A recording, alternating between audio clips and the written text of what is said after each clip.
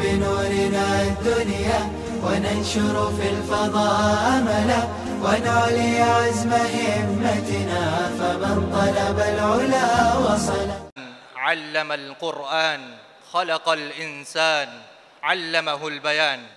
وقال تعالى في مقام آخر وفي ذلك فليتنافس المتنافسون.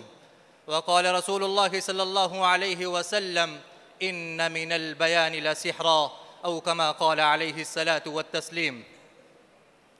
مشفق و مربی اساتذہ اعظام، مہمانان مکرم اور حاضرین مجلس، سب سے پہلے ہم لئن شکرتم لأزیدنکم میں بیان کردہ حکم ربی کے سامنے سر تسلیم خم کرتے ہوئے ہدیہ تشکر و امتنان پیش کرتے ہیں اس خدائے لم یزل ولا یزال کی بارگاہ میں جس نے آسمان کو نیلگو چھت اور زمین کو والارض فرشناها فنعم الماہدون کی مشاہداتی تفسیر بنایا، انسانوں کو بولنا اور پرندوں کو پر تولنا سکھایا، جس نے لوح و قلم، شمس و قمر، بحر و بر، شجر و حجر کے ذریعے عرش و فرش کو زینت بخشی اور حضرت انسان کو ایک حقیر قطرے سے پیدا کر کے لقد خلقنا الانسان فی احسن تقویم کے سانچے میں ڈھال کر مخلوقات کا عکس جمیل اور اپنی قدرت کا مظہر عظیم بنایا۔ دنیا کی ہر ذات پہ فائق تو ہے، تو رب مساء صبح کا خالق تو ہے، ہم دل سے یقین رکھتے ہیں تجھ پر یا رب، اس قریہ امکا کا خالق تو ہے۔ اس کے بعد یا ایھا الذین آمنوا صلو علیہ وسلموا تسلیما کو پیش نظر رکھتے ہوئے درود و سلام پیش کرتے ہیں اس نبی امی کے دربار میں جو مدینے کا تاجدار، یتیموں کا ماوا و ملجا، غریبوں کا غمگسار، آقائے نامدار، سید ابرار و اخیار، رحمت للعالمین، احمد مجتبی، محمد مصطفیٰ، رسول عربی صلی اللہ علیہ وسلم ہے۔ بعد ازاں من لم یشکر الناس لم یشکر اللہ کو مد نظر رکھتے ہوئے آپ حضرات کی قدوم میمنت کو اور گوناگو مشغولیات کے باوجود آپ کی تشریف آوری پر عقیدت و محبت کے سوغات پیش کرتے ہیں۔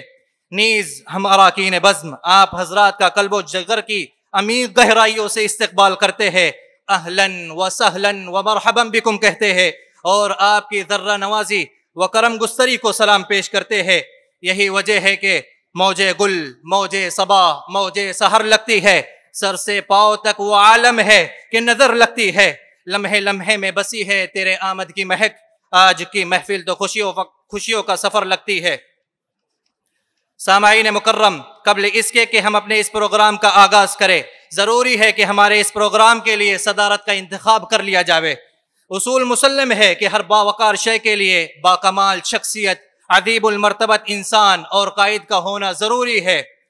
حضرات، جس قبیلے کا کوئی ذمہ دار نہ ہو اس میں تنازع عام ہو جایا کرتا ہے، جس جماعت کا کوئی امیر نہ ہو وہ بچھڑ جایا کرتی ہے، جس قافلے کا کوئی رہبر نہ ہو وہ بھٹک جاتا ہے، جس پنچایت کا کوئی سربراہ نہ ہو وہ پنچایت نہیں کہلاتی، جس چمن کا کوئی مالی نہ ہو وہ چمن اجڑ جایا کرتا ہے، جس دیش کا کوئی حاکم نہ ہو وہ دیش برباد ہو کر رہ جاتا ہے، جس لشکر کا کوئی سپہ سالار نہ ہو وہ شکست کھاتا ہے۔ جس طرح ہر چمن کے لیے مالی کی ضرورت پڑتی ہے، ہر قبیلے کے لیے ایک رئیس القبیلہ ہونا چاہیے، ہر جماعت کے لیے ایک امیر منتخب کیا جاتا ہے، جس طرح ہر لشکر کو ایک سپہ سالار کی ضرورت پڑتی ہے، جس طرح ہر پنچایت کے لیے ایک سربراہ کا انتخاب کیا جاتا ہے، جس طرح ہر گاؤں کے لیے ایک پردھان مقرر کیا جاتا ہے، ٹھیک اسی طرح ہر اجلاس کے لیے صدارت کا انتخاب کیا جاتا ہے اور اس میں ایک صدر کا انتخاب کیا جاتا ہے جو اجلاس کو بحسن و تحسین انجام تک پہنچانے میں ضروری سمجھا جاتا ہے۔ چنانچہ ہم اپنے بزرگوں کی اتباع کرتے ہوئے بزم کی صدارت، محفل کی قیادت، ہماری رہنمائی کے لیے ایک ایسی شخصیت کا انتخاب کرتے ہیں جن کی ذات فکر و نظر، علم و عمل، فہم و فراست، فضل و کمال، حسن و جمال، علم و متانت کا ایک عظیم سنگم ہے، جس سے میری مراد محترم المقام، واجب الاحترام، مشفق و مہربان محترم حضرت مولانا حذیفہ صاحب کی ذات گرامی ہے۔ مجھے امید کامل ہے کہ اس انتخاب لاجواب کی پرشباب تائید کی جائے گی۔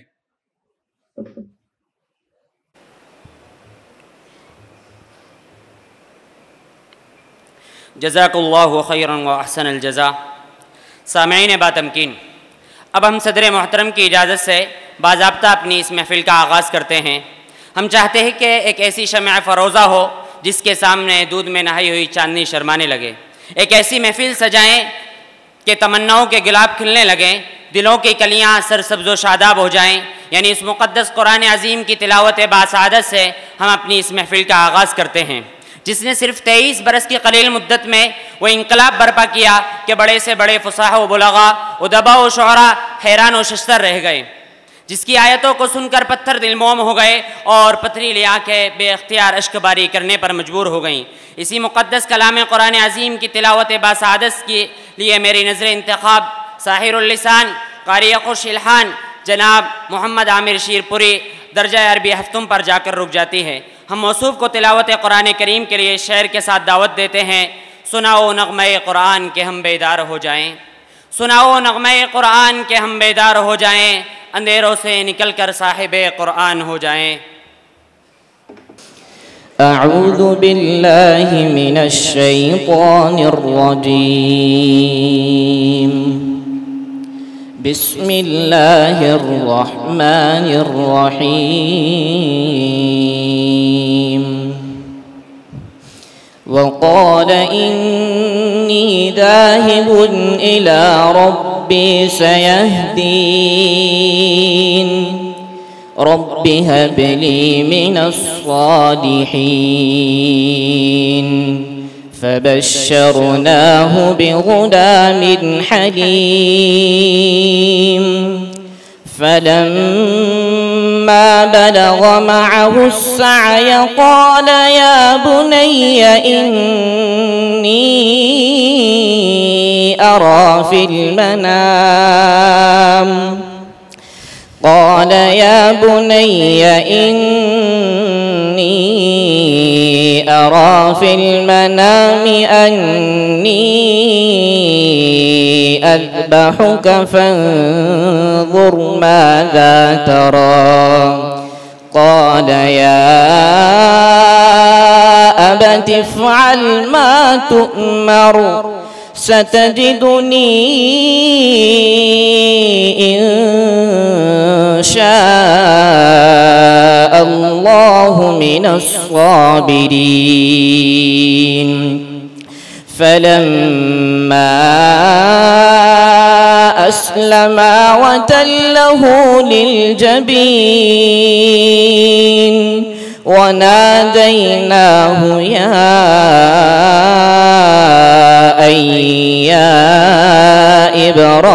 إبراهيم قد صدقت الرؤيا، إنا كذلك نجزي المحسنين، إن هذا لهو البلاء المبين، وفديناه بذبح عظيم، وتركنا عليه في الآخرين، سلام على إبراهيم إنا كذلك نجزي المحسنين، صدق الله العظيم۔ معزز رفقاء اعظام، خداوند قدوس کے بعد تعریف و توصیف اور ستائش کے لائق وہ ذات ہے جس کا ظہور پرخطر اور تاریک ترین حالت میں عرب کے تپتے ہوئے صحراؤں میں جو سارے جہاں کا درد اپنے دل میں سمیٹے ہوئے تھا، جو خنجر چلے کسی پہ تڑپتے ہیں امیر کا حقیقی مزاق تھا، جو انسانیت کا غمخوار، یتیموں کا مددگار اور یتیموں کا مولا تھا، جس کی بعثت سے انسانیت کی خزاں رسیدہ چمن اور شرافت کے پزمردہ گلشن میں نئی بہار آ گئی، زندگی نے نئی کروٹ لی، گویا تیرے آنے سے رونق آ گئی گلزار ہستی میں، تیرے آنے سے رونق آ گئی گلزار ہستی میں، شریک حال قسمت ہو گئی پھر فضل ربانی، اور بعثت محمدی نے عرب کے بدوؤں کو سالار کارواں بنا دیا، نبوت محمدی نے عرب کے لٹیروں اور ڈاکوؤں کو قاتل کو پاسبان امن و انسانیت بنا دیا، بعثت نبوی نے عرب کے خانہ بدوشوں کو جہاں بانی کے گر سکھلائے اور انہیں ریگستان کو چمنستان بنانے میں کامیابی مل گئی، اور یوں کہیے کہ اس نے عربی نہیں بلکہ پوری دنیا پر احسان عظیم کیا، اس نے بھی امی کا پیغام عربی نہیں بلکہ عرب و عجم و فارس تک پہنچا۔ اس کے عقیدہ توحید نے اتحاد کا سبق سکھلایا، اس نبی کی دعوت نے ایثار و قربانی کا درس دیا، اس کی ہجرت نے حق کی حمایت اور نصرت کے لیے سر دھڑ کی بازی لگا دی، جس نے گویا غرض تلوار بھی دی، قرآن بھی دیا، دنیا بھی دی اور عقبہ بھی دیا۔ تو لیجئے اس پاک باز ہستی سرور کونین محمد عربی صلی اللہ علیہ وسلم کی بارگاہ میں نغمہ سرائی کے لیے اسد اللہ دربنگا کو ہم اس شعر کے ساتھ دعوت سخن پیش کرتے ہیں۔ قرآن تیری رحمت کا دیوان نظر آیا، قرآن تیری رحمت کا دیوان نظر آیا، آقا تیرے صورت تیرے سیرت کا عنوان نظر آیا، مازاغ ہیں آنکھیں اور وشم سے ہے چہرہ، آقا تیرے چہرے پر قرآن نظر آیا۔ موصوف تشریف لائیں اور اپنے شاداب و شگفتہ طرز ترنم سے بارگاہ رسالت میں خراج عشق و محبت کا گلدستہ نعتیہ کلام پیش فرمائیں۔ الفت میں تیری آقا،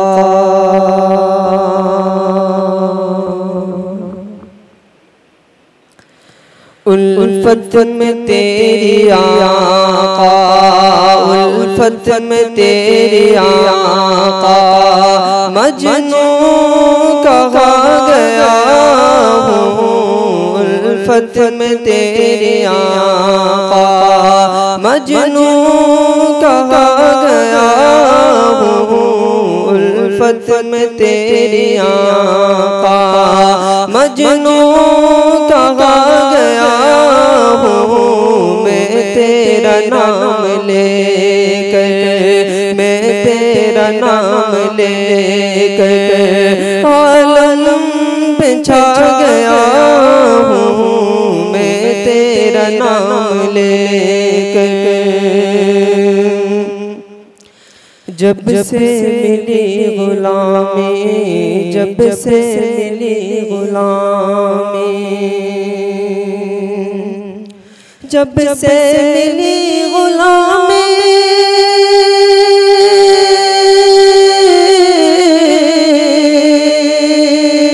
جب سے ملی غلامی، میں سرخرو ہوا ہوں، جب سے ملی غلامی، جب سے ملی غلامی، میں سرخرو ہوا ہوں، میں تیرا نام لے کر، میں تیرا نام لے کر، میں تیرا نام لے کر عالم پہ چھا گیا ہوں، میں تیرا نام لے کر عالم پہ چھا گیا ہوں، الفت میں تیری آقا،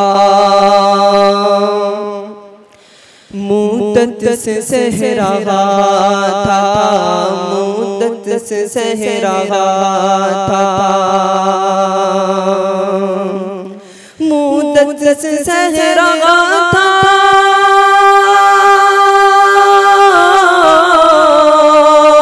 مدت سے سہ رہا تھا، میں تو غم جدائی، مدت سے سہ رہا تھا، مدت سے سہ رہا تھا، میں تو غم جدائی، رب کا کرم کے تیرے، رب کا کرم کے تیرے روزے پہ آ گیا ہوں، رب کا کرم کے تیرے روزے پہ آ گیا ہوں، الفت میں تیری آقا، مجنون کہا گیا ہوں، میں تیرا نام لے کر عالم پہ چھا گیا ہوں، میں تیرا نام لے کر،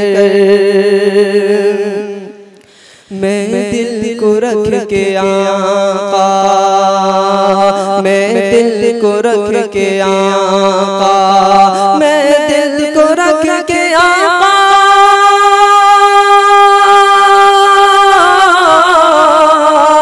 میں دل کو رکھ کے آقا، روزے کی جالیوں پر میں دل کو رکھ کے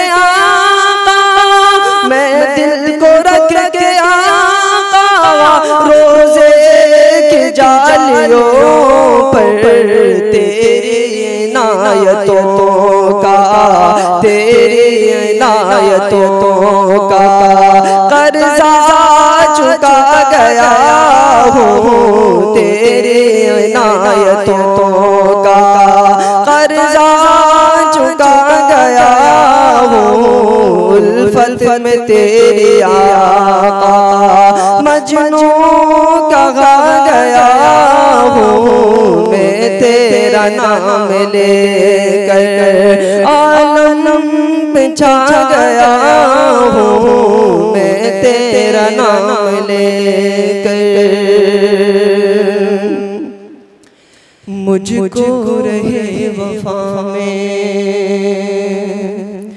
مجھ کو رہے وفا میں مجھ کو رہے وفا میں جو بھی ملا ہے راہی مجھ کو رہے وفا میں مجھ کو رہے وفا میں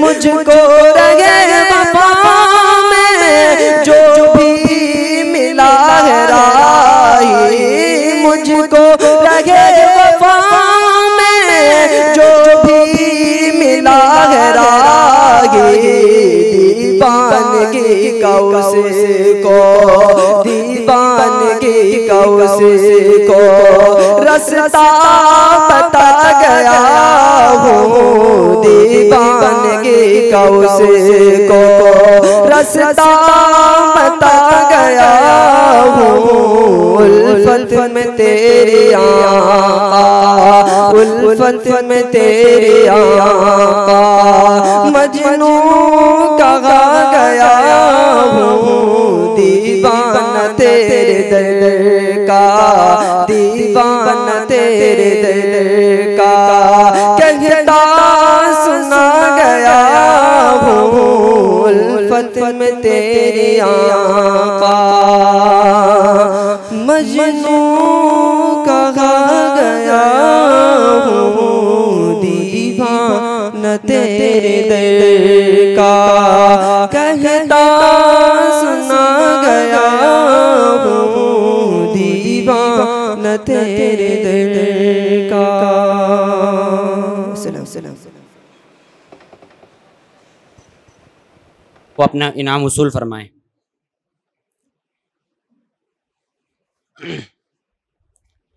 عزیزان بزم، اب ہم بلا کسی تمہید کے اپنے اصل مقصد اور ہدف کی طرف یعنی تقریر و خطابت کی طرف پیش رفت کرتے ہیں۔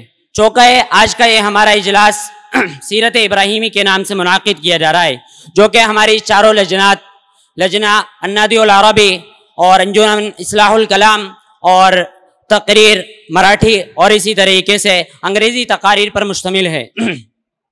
تو لیجیے اب ہم باضابطہ انجمن اصلاح الکلام کی طرف سے ترجمانی کرنے کے لیے محمد مالیگاؤں عربی پنجم الف کو دعوت دیتے ہیں کہ وہ اپنی متعینہ عنوان عشرہ ذی الحجہ کی فضیلت پر آ کر اپنی تقریر پیش فرمائے۔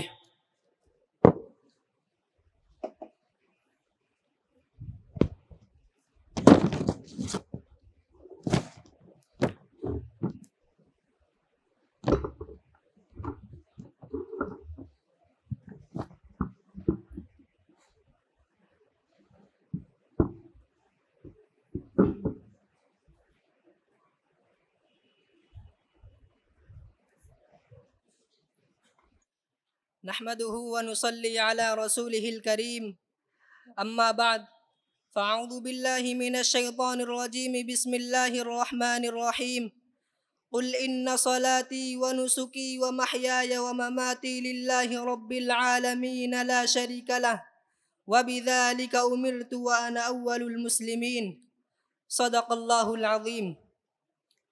محترم اساتذہ کرام اور حاضرین مجلس، زمین و آسمان کی تخلیق کے وقت سے ہی اللہ تبارک و تعالیٰ کے نزدیک مہینوں کی تعداد 12 ہے، جن میں سے 4 حرمت و ادب کی ہیں۔ انہی 4 مہینوں میں سے ایک مہینہ ذی الحجہ کا ہے، یعنی حج والا مہینہ۔ اس مہینے کی عظمت کے لیے اتنی بات کافی ہے کہ اللہ تبارک و تعالی نے اس مہینے میں ایک عظیم رکن یعنی حج کی ادائیگی کو مقرر فرمایا، جس کی ادائیگی صرف اسی مہینے کے چند دنوں کے ساتھ مخصوص ہے۔ اس کے برخلاف نماز آپ پورے سال پڑھ سکتے ہیں، نوافل روزے پورے سال رکھ سکتے ہیں، اور زکوٰۃ بھی جب آپ کے مال پر سال گزر جائے نکال سکتے ہیں، لیکن حج گرچہ نفل ہی کیوں نہ ہو آپ اس مہینے کے علاوہ کسی اور مہینے میں نہیں کر سکتے۔ اور خصوصاً عشرہ ذی الحجہ کی فضیلت نص قرآنی اور احادیث نبویہ سے ملتی ہے، چنانچہ اللہ تبارک و تعالیٰ کا ارشاد گرامی ہے والفجر ولیال عشر والشفع والوتر واللیل اذا یسر۔ مفسرین فرماتے ہیں کہ آیت قرآنیہ میں 10 راتوں سے مراد ذی الحجہ کی پہلی 10 راتیں ہیں، اور سرکار دو عالم صلی اللہ علیہ وسلم نے ذی الحجہ کے روزوں کی فضیلت بیان کرتے ہوئے ارشاد فرمایا کہ ذی الحجہ کا ایک روزہ سال بھر کے روزوں کے برابر ہے، اور ایک رات کی عبادت شب قدر کی عبادت کے برابر ہے۔ اور ایک دوسری حدیث میں عرفہ کے روزے کی فضیلت بیان کرتے ہوئے سرکار دو عالم صلی اللہ علیہ وسلم نے ارشاد فرمایا کہ عرفہ یعنی 9 تاریخ کا روزہ گزشتہ 1 سال اور آئندہ 1 سال کے گناہوں کا کفارہ ہے، اس لیے ہمیں خاص طور پر ان دنوں میں روزوں کا اہتمام کرنا چاہیے۔ اب بہتر تو یہ ہے کہ ان دنوں میں نفلی روزہ رکھنے کے بجائے اگر کسی مرد و عورت کا رمضان المبارک کا روزہ کسی وجہ سے چھوٹ گیا ہو تو اس کی قضا کرنی چاہیے، اس لیے کہ اس سے 2 فوائد حاصل ہوں گے، ایک یہ کہ رمضان المبارک کے روزوں کی قضا ہوگی، دوسرے یہ کہ ان دنوں کی برکات حاصل ہوگی۔ اور عبادت کے سلسلے میں افضل تو یہ ہے کہ پوری رات عبادت کی جائے، لیکن اگر کوئی شخص مشقت کی وجہ سے پوری رات عبادت نہ کر سکتا ہو تو اسے چاہیے کہ عشاء اور فجر کی نماز جماعت کے ساتھ پڑھ لے، اس لیے کہ حدیث شریف میں آتا ہے سرکار دو عالم صلی اللہ علیہ وسلم کا ارشاد مبارک ہے جو شخص عشاء اور فجر کی نماز جماعت کے ساتھ پڑھتا ہے تو اس کے لیے پوری رات عبادت کرنے کا ثواب لکھا جاتا ہے۔ اور یہ بات یاد رہے کہ جس طرح ان راتوں میں عبادتوں کا ثواب زیادہ ہے اسی طرح گناہوں کا وبال بھی زیادہ ہے۔ اور اس مہینے میں 2 کام بطور خاص کرے، ایک یہ کہ عشاء اور فجر کی نماز جماعت کے ساتھ پڑھ لے، اور دوسرے یہ کہ اپنے آپ کو ہر قسم کے گناہوں سے محفوظ رکھنے کی کوشش کرے۔ اس کے علاوہ ذکر اللہ اور صدقات کا بھی خوب اہتمام کرے، چلتے پھرتے اللہ کا ذکر کثرت سے کرے، اس لیے کہ اس میں نہ مال کی نہ وقت کی نہ محنت کی ضرورت ہے، اور اس لیے بھی کہ مومن کی زبان کا اللہ کے ذکر سے خالی رہنا اس کے شایع نشان نہیں۔ اور اس مہینے کی عظیم فضیلت یہ بھی ہے کہ اللہ تبارک و تعالی نے اس مہینے میں ہمارے باپ حضرت ابراہیم علیہ السلام کے طریقے یعنی قربانی کو ہر صاحب نصاب پر جس کے پاس 52.5 تولہ چاندی یا اتنی مقدار میں نقد روپیے پیسے یا ساز و سامان ہو شرائط کے پائے جانے کے بعد واجب قرار دیا، جس کی ادائیگی صرف اسی مہینے کے ساتھ مخصوص ہے۔ اس کے علاوہ اگر کوئی شخص سال بھر بھی عقیقے کے لیے بھی جانور ذبح کرتا ہے تو احناف کے نزدیک وہ برکت کے لیے ہوگا، عبادت نہیں ہو سکتی، اس لیے کہ عبادت صرف اسی مہینے کے ساتھ خاص ہے۔ اور قربانی کی جو دعا آپ صلی اللہ علیہ وسلم سے منقول ہے، ان صلاتی و نسکی و محیای و مماتی للہ رب العالمین اللہم منک ولک، اس دعا میں بدنی عبادت کے بعد مالی عبادت کا ذکر ہے، اس لیے کہ مالی عبادتوں میں قربانی سب سے زیادہ خاص امتیاز رکھتی ہے، اس بنا پر کہ اللہ کے نام پر قربانی کرنا بت پرستی کے شعار کے خلاف ایک جہاد بھی ہے، کیونکہ ان کی قربانیاں بتوں کے نام پر ہوتی تھی۔ اور اس دعا میں ایک عظیم سبق دیا گیا ہے کہ اے اللہ میں جو یہ قربانی پیش کر رہا ہوں در حقیقت یہ آپ ہی کی دین ہے، اور آپ ہی کی توفیق سے میں آپ کی بارگاہ میں قربانی پیش کرنے کی سعادت حاصل کر رہا ہوں۔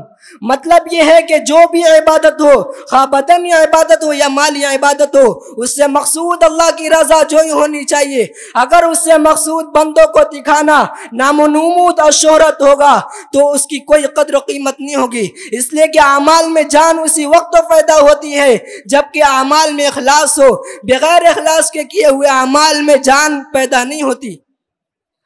اور قربانی کی جو دعا آپ صلی اللہ علیہ، اس لیے کہ اعمال میں اخلاص اسی وقت پیدا ہوتا ہے جبکہ اخلاص کے ساتھ کیے جائیں۔ اور بغیر اخلاص کے کیے ہوئے اعمال میں جان پیدا نہیں ہوتی، اور قربانی کا حکم کسی اور طریقے سے پورا نہیں ہوتا۔ یعنی اگر صاحب نصاب یہ کہے کہ میں قربانی تو نہیں کرتا، البتہ اتنی رقم فقراء میں تقسیم کر دیتا ہوں، تو اس کی جانب سے قربانی کا حکم ساقط نہیں ہوگا اور زندگی بھر گناہ گار ہوگا، اس لیے کہ نماز پڑھنے سے روزہ ساقط نہیں ہوتا اور روزہ رکھ لینے سے نماز ساقط نہیں ہوتی، اسی طرح صدقہ دینے سے قربانی کا حکم بھی ساقط نہیں ہوگا۔ آخر میں اللہ سے دعا ہے کہ اللہ تعالیٰ ذی الحجہ کی برکتوں سے ہمیں مالا مال فرمائے اور اخلاص کے ساتھ قربانی پیش کرنے کی توفیق نصیب فرمائے، آمین۔ وآخر دعوانا ان الحمدللہ رب العالمین۔ حج کی فرضیت اور فضیلت پر تقریر پیش کرنے کے لیے میں دعوت دیتا ہوں محمد سعد کو اس شعر کے ساتھ کہ چھری چلتی ہے گردن پر مگر دل میں سکون آیا، یہ عشق حق کا عالم تھا جو ہر بندے کو سمجھایا۔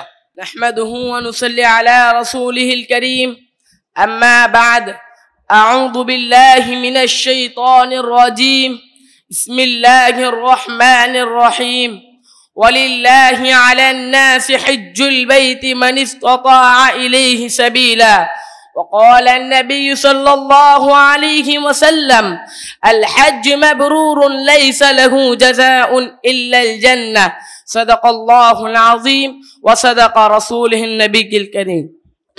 محترم صدر جلسہ اور سامعین حضرات، اس بابرکت جلسے میں میری تقریر کا عنوان ہے حج کی فضیلت و فرضیت۔ امید ہے کہ آپ حضرات میری باتوں کو غور سے سنیں گے۔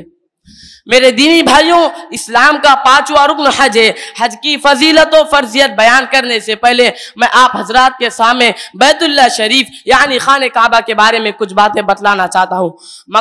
مکہ مکرمہ میں بیت اللہ شریف خدا تعالیٰ کا سب سے پہلا اور سب سے افضل اور سب سے بابرکت گھر ہے۔ اسی بات کو علامہ اقبال نے اس طرح کہا ہے، دنیا کے بت قدوں میں پہلا وہ گھر خدا کا، دنیا کے بت قدوں میں پہلا گھر وہ خدا کا، ہم اس کے پاسباں وہ پاسباں ہمارا۔ چنانچہ بیت اللہ شریف کو سب سے پہلے حضرت آدم علیہ السلام نے بنایا، پھر اس کے بعد حضرت ابراہیم علیہ السلام اور ان کے بیٹے حضرت اسماعیل علیہ السلام نے تعمیر کیا، جس کا ذکر قرآن میں اس طرح آیا ہے، وَإِذْ يَرْفَعُ إِبْرَاهِيمُ الْقَوَاعِدَ مِنَ الْبَيْتِ وَإِسْمَاعِيلُ۔ اسی طرح آپ صلی اللہ علیہ وسلم دنیا میں آئے تو آپ نے بھی اس بیت اللہ شریف کی تعمیر میں حصہ لیا۔ میری دینی بھائیوں، یہ وہی بیت اللہ اور خانہ کعبہ ہے جس میں کوئی بندہ یا بندی ایک مرتبہ نماز پڑھے تو اس کو 1,00,000 مرتبہ نماز پڑھنے کا ثواب ملتا ہے۔ یہ وہی بیت اللہ اور خانہ کعبہ ہے کہ دنیا کے کونے کونے سے اللہ کے بندے حج کرنے اور اس کا دیدار کرنے کے لیے مکہ مکرمہ پہنچتے ہیں۔ حضرات، خطبے میں نے آپ حضرات کے سامنے قرآن مجید کی ایک آیت پڑھی ہے جس کا ترجمہ اس طرح ہے کہ لوگوں پر فرض ہے حج کا کرنا جو وہاں تک پہنچنے کی طاقت رکھتا ہے۔ اسی لیے حج کرنے کی فضیلت کے بارے میں حضرت آپ صلی اللہ علیہ وسلم نے بہت ساری حدیثوں میں بیان فرمائی ہیں۔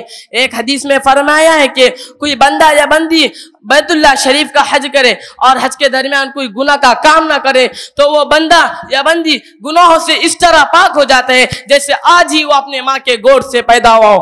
مطلب یہ ہے کہ جب بچہ اپنی ماں کی گود سے پیدا ہوتا ہے تو معصوم اور بے گناہ ہوتا ہے، اسی طرح حاجی حج کرنے کے بعد گناہوں سے پاک اور صاف ہو جاتا ہے، لیکن اس حاجی کے لیے چاہیے کہ وہ گناہوں سے بچتا رہے اور نیک اعمال کے ساتھ زندگی گزارے۔ اسی طرح حضور صلی اللہ علیہ وسلم نے ایک حدیث میں فرمایا ہے کہ حج اور عمرہ کرنے والے لوگ اللہ کے خاص مہمان ہوتے ہیں۔ اللہ سے وہ دعا مانگے تو اللہ ان کی دعا قبول کر دیتا ہے، مغفرت مانگے تو اللہ ان کو بخش دیتا ہے۔ ہمارے لیے یہ بھی جاننا ضروری ہے کہ حج کن لوگوں پر فرض ہوتا ہے۔ حج فرض ہونے کا اعلان قرآن میں اس طرح آیا ہے، وَلِلَّهِ عَلَى النَّاسِ حِجُّ الْبَيْتِ مَنِ اسْتَطَاعَ إِلَيْهِ سَبِيلًا۔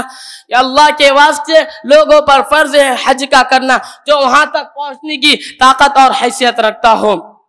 اس آیت سے معلوم ہوتا ہے کہ اللہ تعالیٰ نے ہمیں اتنے مال سے نوازا کہ ہم بیوی بچوں کا خرچ دیکھ کر مکہ مکرمہ جا کر واپس آ جائے، تو ایسے لوگوں پر زندگی میں ایک مرتبہ حج کرنا فرض ہو جاتا ہے۔ ورنہ رسول اللہ صلی اللہ علیہ وسلم نے فرمایا کہ اللہ نے اتنا مال سے نوازا کہ حج کر سکے، اس کے باوجود حج نہ کرے تو کوئی پرواہ نہیں، چاہے وہ یہودی ہو کر مرے یا نصرانی ہو کر مرے۔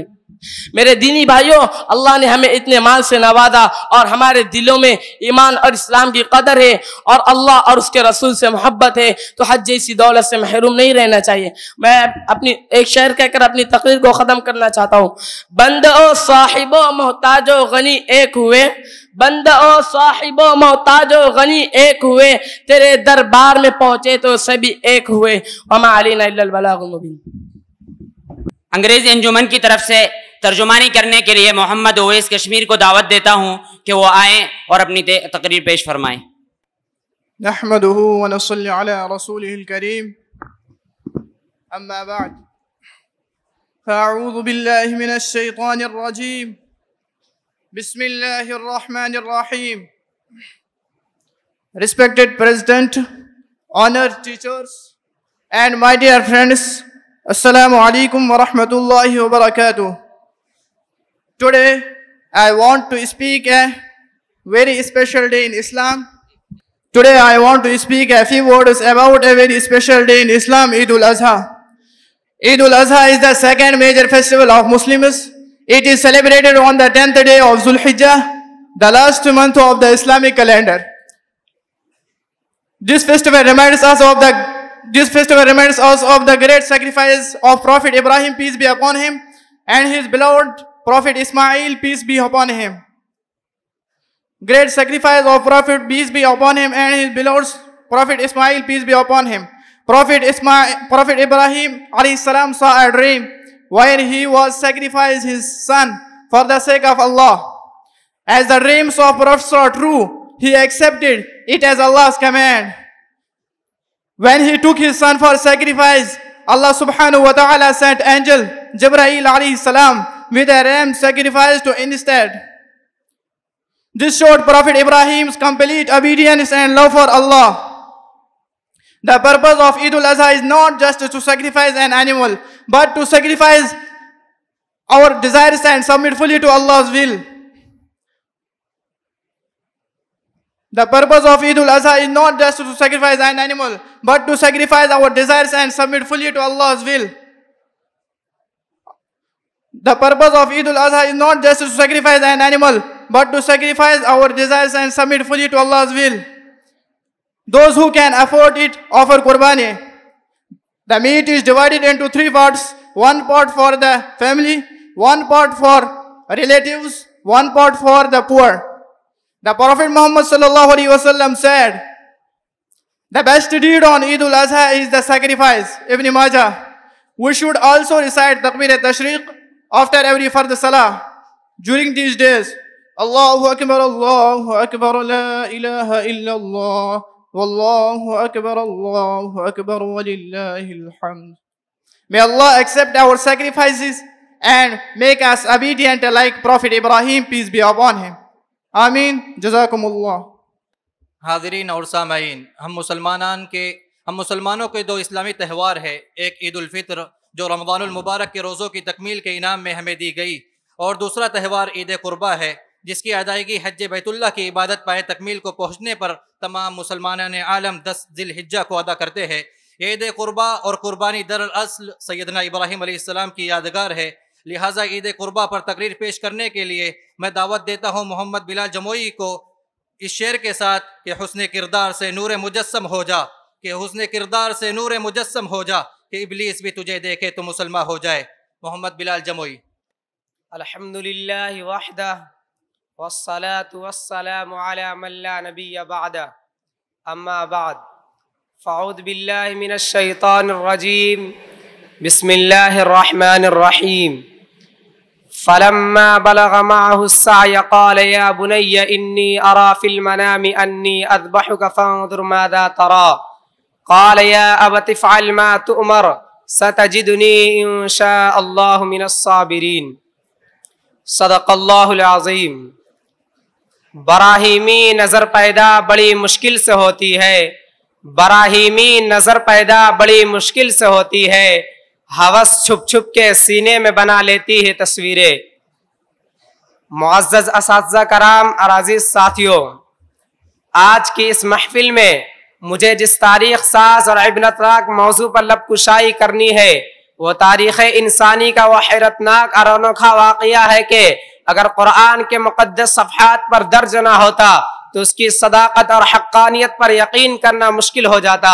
وہ واقعہ سیدنا ابراہیم علیہ السلام کی بے مثال قربانی کا ہے۔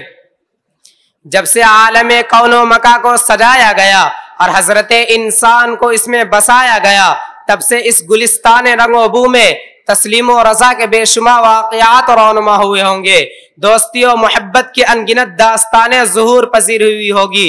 ایثار و قربانی کی لاتعداد داستانیں معرض وجود میں آئی ہوگی، مگر تسلیم و رضا کا ایک ایسا واقعہ جس نے پچھلے تمام واقعات کو بے وزن کر دیا، محبت و دوستی کی ایسی حکایت جس نے سابقہ تمام حکایتوں کو بے رنگ کر دیا، ایثار و قربانی کی ایسی داستان جس نے گزشتہ تمام داستانوں کا ریکارڈ توڑ دیا، وہ حضرت ابراہیم خلیل اللہ اور حضرت اسماعیل ذبیح اللہ علیہ السلام کے ایثار و قربانی کا بے مثال اور لازوال واقعہ ہے۔ زمانہ کروٹیں لیتا رہے گا، حالات بدلتے رہیں گے۔ زمانہ کروٹیں لیتا رہے گا، حالات بدلتے رہیں گے۔ اس کارگاہ عالم میں انقلابات رونما ہوتے رہیں گے۔ داستانیں وجود میں آتی اور مٹتی رہے گی، داستانیں وجود میں آتی اور مٹتی رہے گی، مگر محبت و دوستی کی یہ داستان انمٹ ہے۔ ایثار و قربانی کا یہ واقعہ زندہ جاوید ہے جو رہتی دنیا تک کے انسانوں کو درس عبرت دیتا رہے گا، نئے فتنے فلک لاتا رہے گا، نئے فتنے فلک لاتا رہے گا، چمن پہ آگ برساتا رہے گا، مگر ایک پھول تاریخ چمن میں وجود عشق منواتا رہے گا۔ حاضرین مجلس، یوں تو سیدنا ابراہیم علیہ السلام کی پوری حیات مبارکہ سرفروشانہ، مجاہدانہ اور جرأت مندانہ واقعات سے بھری پڑی ہے۔ بت پرستانہ ماحول میں پوری قوم کے سامنے اعلان توحید کرنا، قومی عبادت خانے میں جا کر بت شکنی کی جرأت و جسارت کرنا، معافی تلافی اور معذرت کرنے کے بجائے آتش نمرود میں کود جانے کو ترجیح دینا، وادی بے آب و گیا میں وفادار بیوی اور اکلوتے بیٹے کو چھوڑ آنا، پھر بڑا ہونے پر اسی لاڈلے بیٹے کو اللہ کی رضا کے لیے قربان کر دینا۔ یہی آخری واقعہ چونکہ میری تقریر کا موضوع ہے، اس لیے تمام واقعات کو نہ چھیڑتے ہوئے اسی کی تشریح اور تبصرہ پر اتفاق کرتا ہوں۔ دوستو، یہ بات کہنے اور سننے میں بڑی آسان معلوم ہوتی ہے کہ ایک باپ نے رضا الہی کے لیے اپنے بیٹے کے حلقوم پر چھری چلا دی، مگر اس کارنامے کو انجام دینا انتہائی مشکل ہے، شفقت پدری ضرب المثل ہے۔ ایک باپ کو اپنے بیٹے سے جو الفت و محبت ہوتی ہے اس کا تخیل اور تصور وہی کر سکتے ہیں جو صاحب اولاد ہے، اور خصوصاً جب بیٹا ہونہار ہو، اطاعت شعار ہو، خدمت گزار ہو، اور سب سے بڑی بات یہ کہ اکلوتا ہو، کوئی دوسری اولاد نہ ہو۔ غور کرے اس باپ کو اس بیٹے سے کتنی الفت و محبت ہو سکتی ہے، مگر نہیں، جس کا دل نور ایمان و یقین سے روشن ہو، جسے خدا وحدہ لا شریک کی معرفت حاصل ہو، جس کی باطن محبت، اطاعت، خلت اور تسلیم و رضا کی چراغوں سے منور ہو، وہ حکم خداوندی پر محبوب سے محبوب شے، مطلوب سے مطلوب چیز کو نچھاور کر سکتا ہے۔ مال، آل و اولاد، شان و شوکت، حکومت و بادشاہت، حتیٰ کہ رضا الہی کے لیے اپنے جان عزیز کا نذرانہ پیش کر سکتا ہے۔ یہی وہ چیز ہے جس نے حضرت خلیل علیہ السلام کو بیٹے کی قربانی پہ نہ صرف آمادہ کیا بلکہ بے تاب و بے قرار کر دیا، اور یہ یقین کر لینے کے بعد کہ یہ صرف ایک خواب نہیں بلکہ حکم خداوندی ہے۔ حضرت ابراہیم اسماعیل علیہ السلام کو بلا کر فرمایا، قال یا بنی انی ارا فی المنام انی اذبحک فانظر ماذا ترى، کہ اے میرے بیٹے، میں نے خواب میں دیکھا ہے کہ میں تجھے ذبح کر رہا ہوں، تو غور کر لے تم کیا مناسب سمجھتے ہو۔ دوستو، حضرت ابراہیم علیہ السلام اپنے بیٹے سے مشورہ نہیں لے رہے ہیں بلکہ اپنے عزم و ارادے سے مطلع فرما رہے ہیں کہ خدائی حکم پر میں نے تجھے ذبح کرنے کا ارادہ کر لیا ہے، چاہے تیری مرضی ہو یا نہ ہو، بہرحال تجھے قربان کروں گا اور مرضی الہی کی تکمیل کروں گا۔ ہاں، اگر تو خود مان لے اور سوچ سمجھ لے، رضا اور رغبت سے خوش دلی اور خندہ پیشانی کے ساتھ ذبح ہونے کے لیے تیار ہو جائے تو نور علی نور، چنانچہ باپ کے اس تجویز و فیصلہ پر بیٹا احتجاج کر سکتا تھا, تعامل کر سکتا تھا, یہ ذبح ہونے سے انکار بھی کر سکتا تھا, یہ سوچنے سمجھنے غور و فکر کرنے کی مہلت مانگ سکتا تھا, مگر یہ خاندان نبوت کا پروردہ تھا, ہاجرہ جیسی خدا ترس خاتون کا بیٹا تھا, خلیل علیہ السلام جیسے موحد اور متوکل کا گوشہ جگر تھا, وہی شفاف خون ان کی رگوں میں بھی دوڑ رہا تھا, وہی جوش و جذبہ اس کی دل کے اندر بھی انگڑائیاں لے رہا تھا, اس لیے بلا تردد بلا تذبذب برجستہ جواب دیا, قال یا ابت افعل ما تؤمر ستجدنی انشاء اللہ من الصابرین, کہ اے ابو جان جس کام کے کرنے کا حکم دیا گیا آپ کر گزرے, انشاءاللہ آپ مجھے صبر کرنے والوں میں پائیں گے.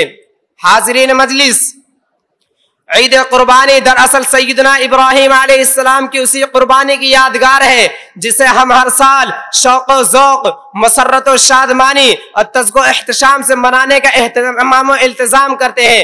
مگر یہاں ذرا رکیے, غور کیجئے, سوچئے, کیا قربانی کا مقصد صرف یہ ہے کہ راہ خداوندی میں جانور ذبح کر دیا جائے اور بس؟ جی نہیں, اس سے آگے بھی کچھ تقاضے ہیں, کچھ مطالبات ہیں, کچھ پیغامات ہیں. اللہ جل شانہ کا ارشاد ہے, لَن يَنَالَ اللَّهُ لُحُومُهَا وَلَا دِمَاؤُهَا وَلَكِنْ يَنَالُهُ التَّقْوَىٰ مِنكُمْ, یعنی خدا تک قربانی کے جانور کا گوشت اور خون نہیں پہنچتا, البتہ تمہاری پرہیزگاری پہنچتی ہے. مطلب یہ ہے کہ اے قربانی کرنے والو ذرا سوچو, قربانی کا وہ جانور جسے تم نام خدا پر ذبح کرتے ہو, کیا اس کا کوئی حصہ بارگاہ خداوندی میں پہنچتا ہے؟ نہیں, بلکہ گوشت تو تمہارے اہل و عیال اعزاء اقارب کھا لیتے ہو, پوست کو حقداروں تک بانٹ دیتے ہو. پھر وہ کیا چیز ہے جو خدا تک رسائی حاصل کرتی ہے؟ وہ تمہارا تقوی ہے, تمہاری پرہیزگاری ہے, تمہارا جذبہ صادق ہے, تمہاری حسن نیت ہے. اس لیے عید قربہ کے ذریعے ہمیں ہر سال جانوروں کی علامت قربانی کے توسط سے پیغام دیا جاتا ہے کہ اے اسلام کے پیروکارو, خدا کی وحدانیت اور رسول کی رسالت پر اعتقاد رکھنے والو, اللہ کے نام پر, اس کے دین کے نام پر صرف جانوروں کی قربانی پر اکتفا نہ کر لینا, بلکہ جس طرح کی جس نوعیت کی قربانی کا تقاضا مطالبہ ہو اس سے دریغ نہ کرنا, تعامل نہ کرنا, تذبذب میں مبتلا نہ ہونا. جس طرح حضرت ابراہیم علیہ السلام نے اپنے بیٹے کو قربان کرنے سے تعامل اور تردد نہ کیا, جانور کی قربانی میں تمہارے لیے یہی پیغام پوشیدہ ہے کہ اللہ کی رضا کے لیے, ناموس رسالت پر, اسلام کی ترقی اور سرفرازی کے عنوان پر, ملت بیضا کی سرخروئی و سرفرازی کے نام پر جس طرح تم جانوروں کے گلے پہ چھری چلاتے ہو, ویسے ہی اپنی خواہشات کو ذبح کر دو, اپنے جذبات کے حلقوم پر چھری چلا دو, اپنی آرزوؤں کی شہ رگ کاٹ دو, اپنی حسرتوں کا خون کر دو. مال کی قربانی کا مطالبہ کیا جائے تو اپنی جمع پونجی کو نچھاور کر دو, اولاد کی قربانی کا مطالبہ کیا جائے تو اکلوتے اولاد تک کو دین و اسلام کی حمیت و حمایت پر قربان کر دینا. یہاں تک کہ جب اسلام باطل کے نشانے میں ہو اور قوم دشمنوں کے نرغے میں ہو, ایسے وقت میں ہنستے, کھیلتے, جھومتے اور مسکراتے اپنے جان عزیز کا قربان کر دینا. یہی عید قربہ کا پیغام ہے, یہی عید قربہ کا سبق ہے. دعا ہے اللہ جل شانہ سے ہم سب کو قربانی کی حقیقت کو سمجھنے اور اس کے تقاضوں کو پورا کرنے کی توفیق نصیب فرمائے. وآخر دعوانا الحمدللہ رب العالمین. MashaAllah, it's been a wonderful speech in Urdu language. First, I request all the students who are present here, then very thankful to the teachers who are present here from very types of alimiyat and hifz and many types of programs. I request all the students, please keep quiet and be waited. Raisul Jamia, the President, Hazrat Maulana Huzaifa Sahib, is about to come in a few minutes in front of you to deliver some important few words. So, for conversation on Eid al-Adha, because we all are gathered here today to celebrate one of the greatest and important festivals of Islam, Eid al-Adha Qurbani. So, we have to learn about Hazrat Ibrahim, Hazrat Ismail alayhi salatu wassalam, and their sacrifices that they did in their life. So I would like to call two students, Muhammad Faisal and his colleague and his classmate, to present a conversation. Please come here. Assalamu alaikum wa rahmatullahi wa barakatuh. Wa alaikum assalam wa rahmatullahi wa barakatuh. How is it going today? Everything is going well, alhamdulillah. What's your name? I am Hamza. Where do you study? I study at Jamia Islamia Ishaatul Ulum Akkal Kuwa. So brother, I have some questions about Eid al-Adha. Would you please respond to my questions? Yes, why not? Okay, my first question is, what is Eid al-Adha? Would you please tell me something about this Eid? Eid al-Adha is the festival of sacrifice. It reminds us of Prophet Ibrahim alayhi salam, who was ready to sacrifice his son Ismail alayhi salam on Allah's command. But Allah replaced him with a ram. We do Qurbani to follow his example and show our obedience to Allah. Brother, please let me know, when is Eid al-Adha celebrated? Eid al-Adha is celebrated on the 10th of Zulhijjah, the last month of Islamic calendar. What is the other name of Eid al-Adha and why is it called Qurbani? In India, it also called Bakra Eid. It's called Qurbani because Muslims sacrifice animals to remember Prophet Ibrahim's obedience and Allah's command. How is Eid al-Adha celebrated? Muslims begin with Eid Salah, then meet family and friends. They offer Qurbani, cook food and share the meat with others. Is the meat of a sacrificed animal distributed to poor and needy families or is stored in refrigerator for the family? The meat is divided into 3 portions, 1/3 for poor and needy families, 1/3 for relatives and friends, and 1/3 for families on home. What is the significance of Eid al-Adha? It teaches us to obey Allah, help others, and sacrifice our desires for His sake. It also builds unity and care among Muslims. To whom is the sacrifice dedicated and what is the purpose behind it? The sacrifice is dedicated to Allah. It's performed to seek His blessing, fulfill religious obligations, and show gratitude and devotions. As Allah subhanahu wa ta'ala says, لَن يَنَالَ اللَّهَ لُحُومُهَا وَلَا دِمَاؤُهَا وَلَكِنْ يَنَالُهُ التَّقْوَى مِنْكُمْ. Is Eid al-Adha celebrated only for eating various foods or does it also impact the Indian economy? Who benefits from this Eid? Eid al-Adha is not just about eating virgin foods. It significantly impacts the Indian economy, farmers, butchers, traders and the poor. It benefits from the increased demand of livestock, meat and related goods and services. Brother, many people say and think that on Eid al-Adha, Muslims kill innocent animal. Answer briefly this question. We sacrifice by Allah's command, just like Prophet Ibrahim. It's an act of worship, not cruelty. The meat benefits the poor, even plants are alive, yet we eat them, so we must understand the broader wisdom behind Qurbani. I appreciate your time and the valuable insight you have shared regarding Eid al-Adha. Thank you for enhancing my understanding for this important tradition. It's been a pleasure discussing Eid al-Adha with you. Glad to meet you. Jazakumullah. Ameen. Assalamu alaikum. Wa alaikum assalam. तो आइए हज़रत इब्राहीम अलैहिस्सलाम के क़ुरबानी इस उन्वान से तकरीर पेश करने के लिए हम दावत देते हैं मोहम्मद इरफान कश्मीरी को कि वो आएँ और अपनी तकरीर पेश फरमाएँ। तमामी मुसाहिमीन से ये दरख्वास्त की जाती है कि सिर्फ 3 से 4 मिनट के अंदर अपनी तकरीर को मुकम्मल फरमाएँ। अल्हम्दुलिल्लाहि रब्बिल आलमीन वस्सलातु वस्सलामु अला सय्यिदिल अंबिया वल मुरसलीन व अला आलिहि व अस्हाबिहि व अहलि बैतिहि व अज़वाजिहि व ज़ुर्रिय्यातिहि अजमईन। अम्मा बाद फ़अऊज़ु बिल्लाहि मिनश शैतानिर रजीम। बिस्मिल्लाहिर रहमानिर रहीम। क़ाल अल्लाहु तबारक व तआला फ़िल क़ुरआनिल मजीद वल फ़ुरक़ानिल हमीद लन यनालल्लाहु लुहूमुहा वला दिमाउहा वलाकिन यनालुहु अत्तक़वा मिनकुम। वक़ाल अन्नबिय्यु सल्लल्लाहु अलैहि वसल्लम मन वजद साअतन लिअन युज़हिय फला युज़हि अलैहि फला यक़रबन्न मुसल्लाना। मेरे इल्मी ज़िंदगी के हम सफ़र साथियों और असातिज़ाए किराम, अस्सलामु अलैकुम व रहमतुल्लाहि व बरकातुहू। आपको बाखूबी मालूम है कि हज़रत खलीलुल्लाह अल्लाह रब्बुल इज़्ज़त का वो दोस्त है, अल्लाह रब्बुल इज़्ज़त का वो अजीम तरीन पैगम्बर है जिन्होंने दुनिया के ऊपर अपने हकीकी मालिक को तलाश किया और जिन्होंने कहा कि वो अल्लाह जिसने आसमान से बारिश बरसाई और ज़मीन से फल उगाए, वो अल्लाह जो इस सारी कायनात का निज़ाम चला रहा है, ये कोई आम नहीं हो सकता। बहरहाल जब इब्राहीम अलैहिस्सलाम ने अपने मालिक हकीकी को तलाश किया और ऐलान किया इस सारी दुनिया का निज़ाम चलाने वाला सिर्फ अल्लाह है जो बाकी रहने वाला है, और ये ऐलान लोगों को गवारा न हुआ। इब्राहीम इब्राहिम अलैहिस्सलाम को आग के अंदर डाला जाता है, लेकिन मेरे रब को कुछ और मंजूर था। अल्लाह ताला इरशाद फरमाता है, कुलना या नारु कूनी बरदन व सलामन अला इब्राहिम, ए इब्राहिम, ए आग ठंडी हो जाए इब्राहिम अलैहिस्सलाम पे। और ये ऐलान खत्म यहाँ नहीं होता है, इब्राहिम अलैहिस्सलाम को अपने शहर से निकाला जाता है और असल रूहानी जिंदगी की कुर्बानी अब शुरू होती है। आपको मालूम होगा, तारीख आपको याद होगी कि इब्राहिम अलैहिस्सलाम ने कई साल तक दुआ मांगी थी, रब्बी हबली मिनस सालिहीन, और अब ये बेटा इस्माइल अलैहिस्सलाम भी साथ है और ख्वाब नजर आता है कि अपने बेटे को अल्लाह के रास्ते में कुर्बान करे।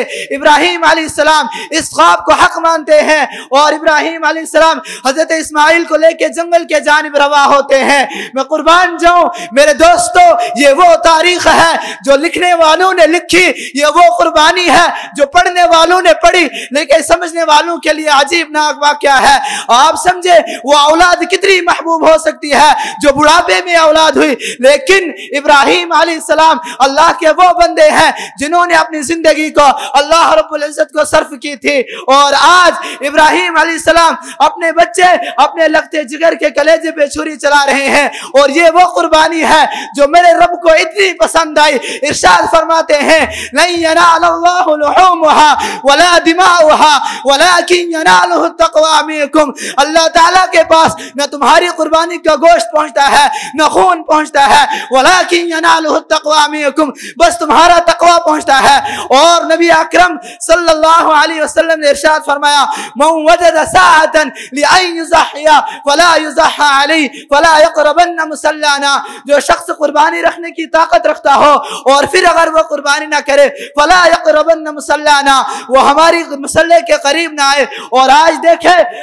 हासिब मालूम को ये मालूम नहीं है कि मुझ पे कुर्बानी का हुक्म है। असल जो बात मुझे आपके सामने रखनी थी, वक्त इजाजत नहीं दे रहा है, मैं अपनी बात को यही खत्म करता हूँ और दुआ करता हूँ कि ये ईद और ये कुर्बानी हमारे लिए खुशियाँ लाए। व आखिर दावाना अल्हम्दुलिल्लाहि रब्बिल आलमीन।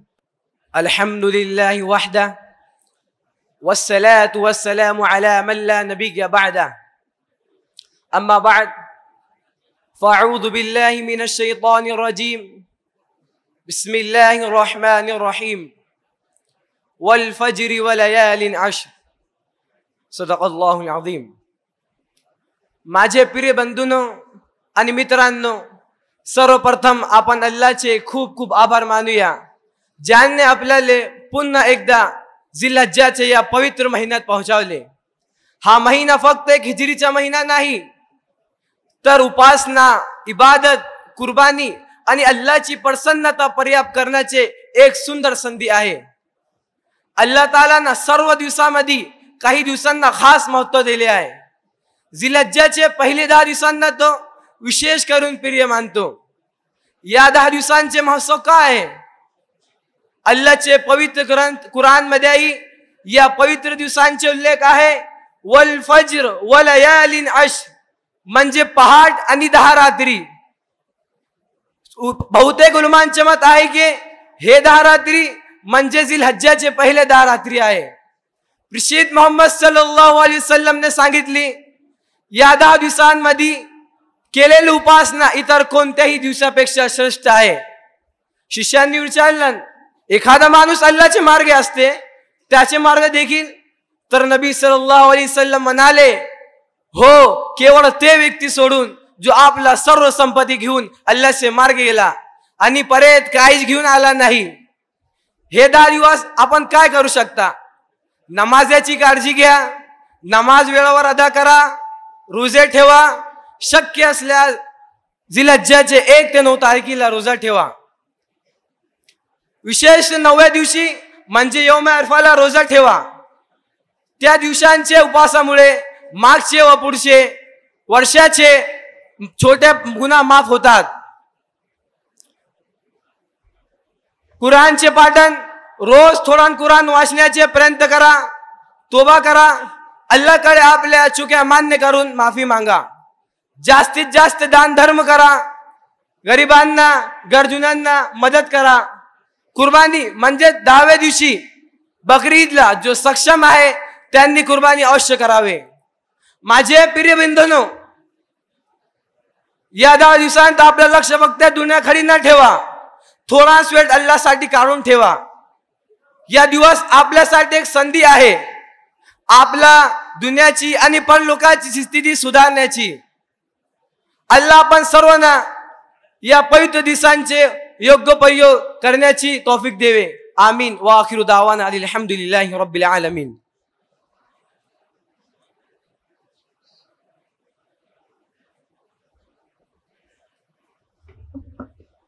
माशाअल्लाह. सामाईन किराम, सैयदना इब्राहीम अलैहिस्सलाम की किताब ज़िंदगी का एक एक वरक़ दुनियाए इंसानियत खुसूसन मुसलमानों के लिए निशान मंजिल है, चिराग हिदायत है, रोशनी का मनार है और फैज़ान इलाही का करिश्मा है. लिहाजा आइए लजनतुन्नादिल अरबी की तरफ से तर्जुमानी करने के लिए मैं दावत देता हूँ मोहम्मद ज़ीशान को इस शेर के साथ कि खुदा के हुक्म पर कुर्बा खलीलुल्लाह का सरमाया, वो जज्बा आज भी जिंदा है, यही है दीन का साया. मोहम्मद ज़ीशान तशरीफ लाए और खलीलुर रहमान पर तकरीर पेश फरमाए.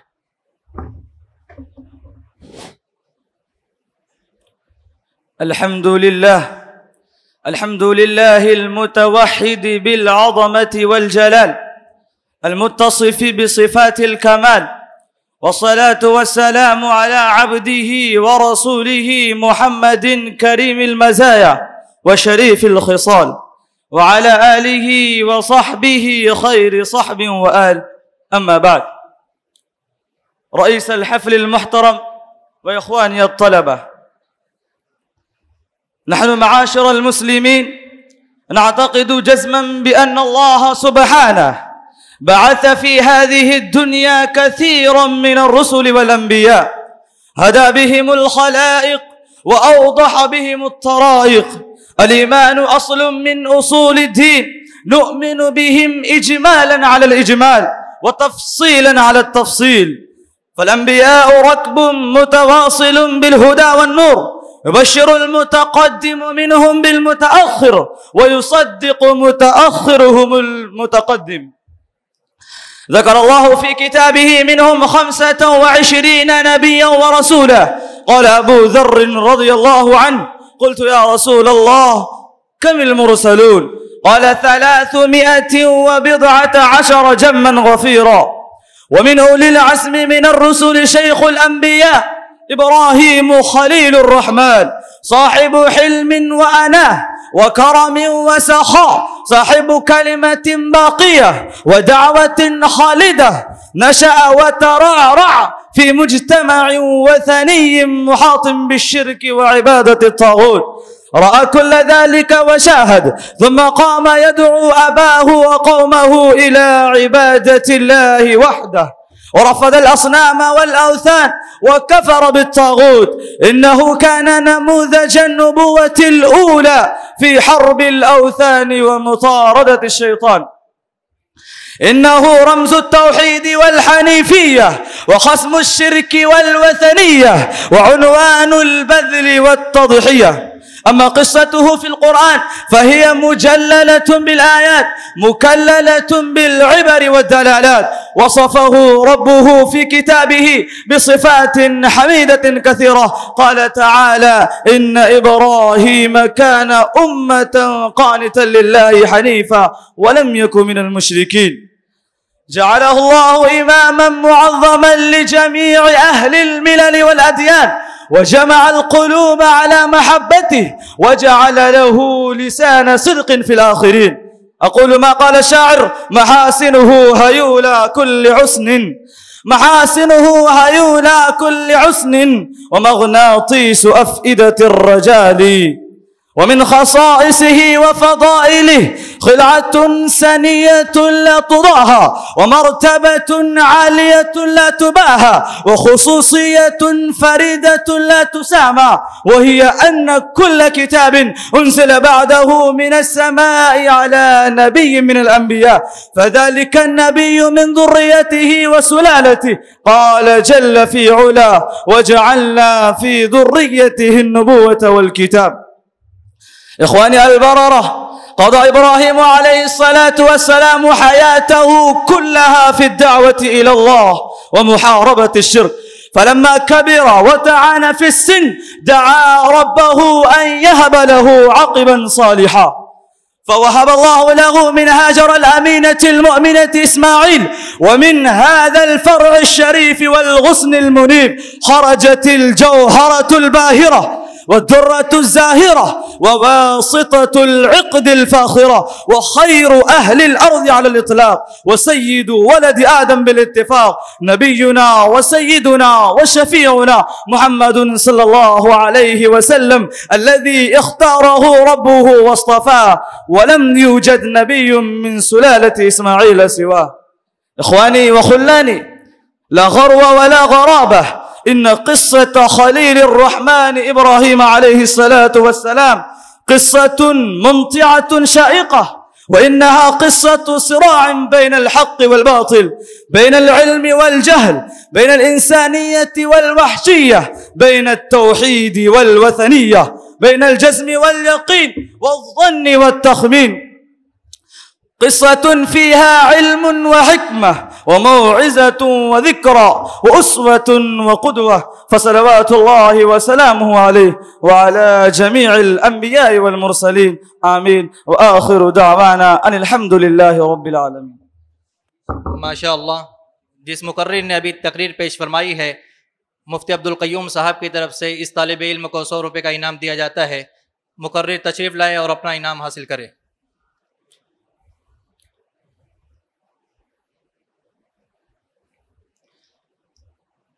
محترم سامعین کرام، ہم جانتے ہیں کہ قربانی یادگار ابراہیمی ہے.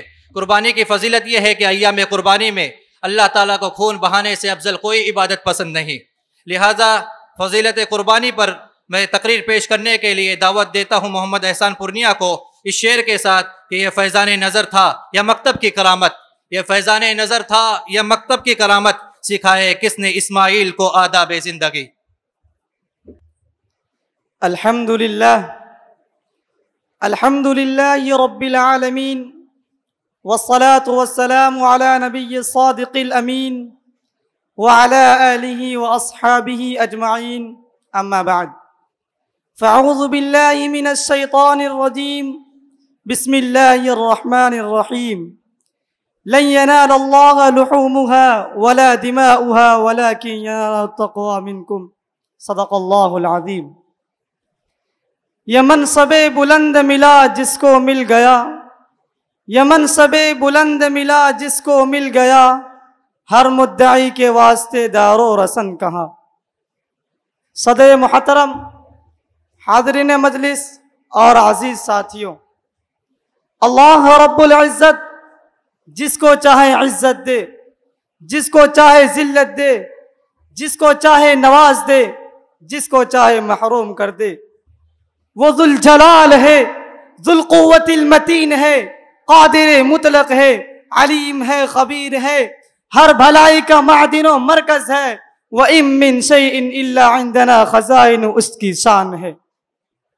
اسی نے اپنے پیغمبر حضرت ابراہیم علیہ نبینا علیہ السلام کو اپنا خلیل بنایا، اپنا عزیز و قرین بنایا. لیکن مقربہ را بیش بود حیرانی، جس کو خلیل بنایا تھا اس کا امتحان بھی اسی طرح سخت تھا. اسی کی قربانی، اس کا مجاہدہ، اس کی عبادت، اس کا دوا دویش اور اس کی ایک ایک حرکت سے اعلیٰ درجے کا اخلاص ٹپکتا تھا. حضرات، اخلاص اسی وقت پیدا ہوتا ہے جب خدا کی معرفت ہو، اور خدا کی معرفت اسی وقت پیدا ہوگی جب خدا کی معصیت سے گریز ہو. یہی ابراہیم علیہ السلام ہے، ادنا درجے کا بھی غیر اللہ کی طرف میلان برداشت نہیں کر رہے ہیں. وقت کا ظالم بادشاہ نمرود آپ کی توحید پرستی سے حد درجے نالا ہے، آتش سوزا کا عذاب دینے کے لیے مصر ہے. زبردست قسم کی آگ جلائی اور دہکائی جا رہی ہے، اسی جلتی دہکتی آگ میں ابراہیم علیہ السلام کو ڈالنا ہے. ادھر نمرود حکم دیتا ہے، ادھر ابراہیم علیہ السلام کو آگ کے دیکھتے ہوئے شعلوں میں ڈالا جا رہا ہے. این اسی موقع پر اللہ کا ایک فرشتہ آپ کی خدمت میں حاضر ہو کر عرض پرداز ہوتا ہے، اگر میری مدد چاہیے، میری نصرت چاہیے تو فوراً حاضر خدمت ہو. ایسے نازک موقع پر، ایسے دل ہلا دینے والے موڑ پر ابراہیم علیہ السلام کی خلطت و محبت کا پتہ چلتا ہے، سچی توحید پرستی ظاہر ہوتی ہے، اور ابراہیم علیہ السلام جواب دیتے ہیں میرا مالک، میرا خالق، میرا پیدا کرنے والا اللہ مجھے دیکھ رہا ہے، مجھے صرف اسی کی مدد و نصرت چاہیے۔ توحید تو یہ ہے کہ خدا حشر میں کہہ دے، توحید تو یہ ہے کہ خدا حشر میں کہہ دے یہ بندہ زمانے سے خفا میرے لیے ہے۔ یہی محبت، یہی اسلوب، یہی وارفتگی، یہی قربانی، یہی اخلاص، یہی تقوی، یہی محبت و تعلق اللہ کی نظر میں اتنا اچھا لگا کہ اللہ نے آپ کو اپنا خلیل بنا لیا۔ اور ایک وقت ایسا آیا کہ حضرت ابراہیم علیہ السلام کو خواب میں یہ حکم ملا کہ اپنے ایک لوتے بیٹے، اپنی امیدوں کے تاج اور اپنے لاڈلے فرزند اسماعیل علیہ السلام کی میرے نام پر قربانی پیش کرو۔ حضرت ابراہیم علیہ السلام اس خواب کو اللہ کا حکم اور وحی ربانی سمجھتے ہیں، اللہ کا حکم اور وحی ربانی سمجھتے ہیں، بیٹے کی قربانی اور اللہ کے حکم کی فرما برداری کے لیے تیار ہو جاتے ہیں، اپنے بیٹے اسماعیل علیہ السلام کو اپنا خواب کے بارے میں بتلا دیتے ہیں، اور اللہ کی راہ میں، اللہ کے حکم سے، اللہ کی بارگاہ میں اللہ کی رضا جوئی کے لیے قربان ہونے کی بات کرتے ہیں۔ اب آپ دیکھیے کہ اسماعیل علیہ السلام کیسے بیٹے تھے، کیسے فرزند تھے، جواب دیتے ہیں یا ابت افعل ما تؤمر ستجدنی انشاء اللہ من الصابرین۔ ابا جان، جو آپ کو پیغام الہی ملا ہے، جو آپ کو حکم خداوندی ہوا ہے، اسے بلا جھجک کر گزریے، اسے فوراً انجام دیجئے، اس کے انجام دینے میں تاخیر نہ کیجئے، آپ مجھے بے شک انشاءاللہ صبر کرنے والا پائیں گے۔ سامعین، تھوڑی دیر یہاں رک کر ذرا سوچئے، حضرت ابراہیم علیہ السلام اور اسماعیل علیہ السلام کی قربانی پر ذرا غور کیجئے۔ یہ دونوں باپ بیٹے اللہ کے حکم کو بجا لانے، مرنے اور مارنے، کٹنے اور کاٹنے، قربان ہونے اور قربان کرنے کے لیے کس قدر خوش دلی سے اظہار رضامندی کر رہے ہیں۔ جان لینی ہے اور جان دینی ہے، اور حقیقت میں جان دینی ہے، کوئی مجاز اور کوئی افسانوی بات نہیں ہے۔ اللہ تعالیٰ کو یہی ادا، یہی محبت، یہی اسلوب، یہی وارفتگی، یہی درد دل اور یہی عشق و محبت کی قربانی اتنی بھا گئی کہ امت محمدیہ کے مالدار مسلمانوں کے لیے جانور کی قربانی کو رہتی دنیا تک کے لیے واجب الادا اور یادگار بنا دیا، اور سب کو یہی سبق ملا کہ جان دی ہوئی اسی کی تھی، جان دی ہوئی اسی کی تھی، حق تو یہ ہے کہ حق ادا نہ ہوا۔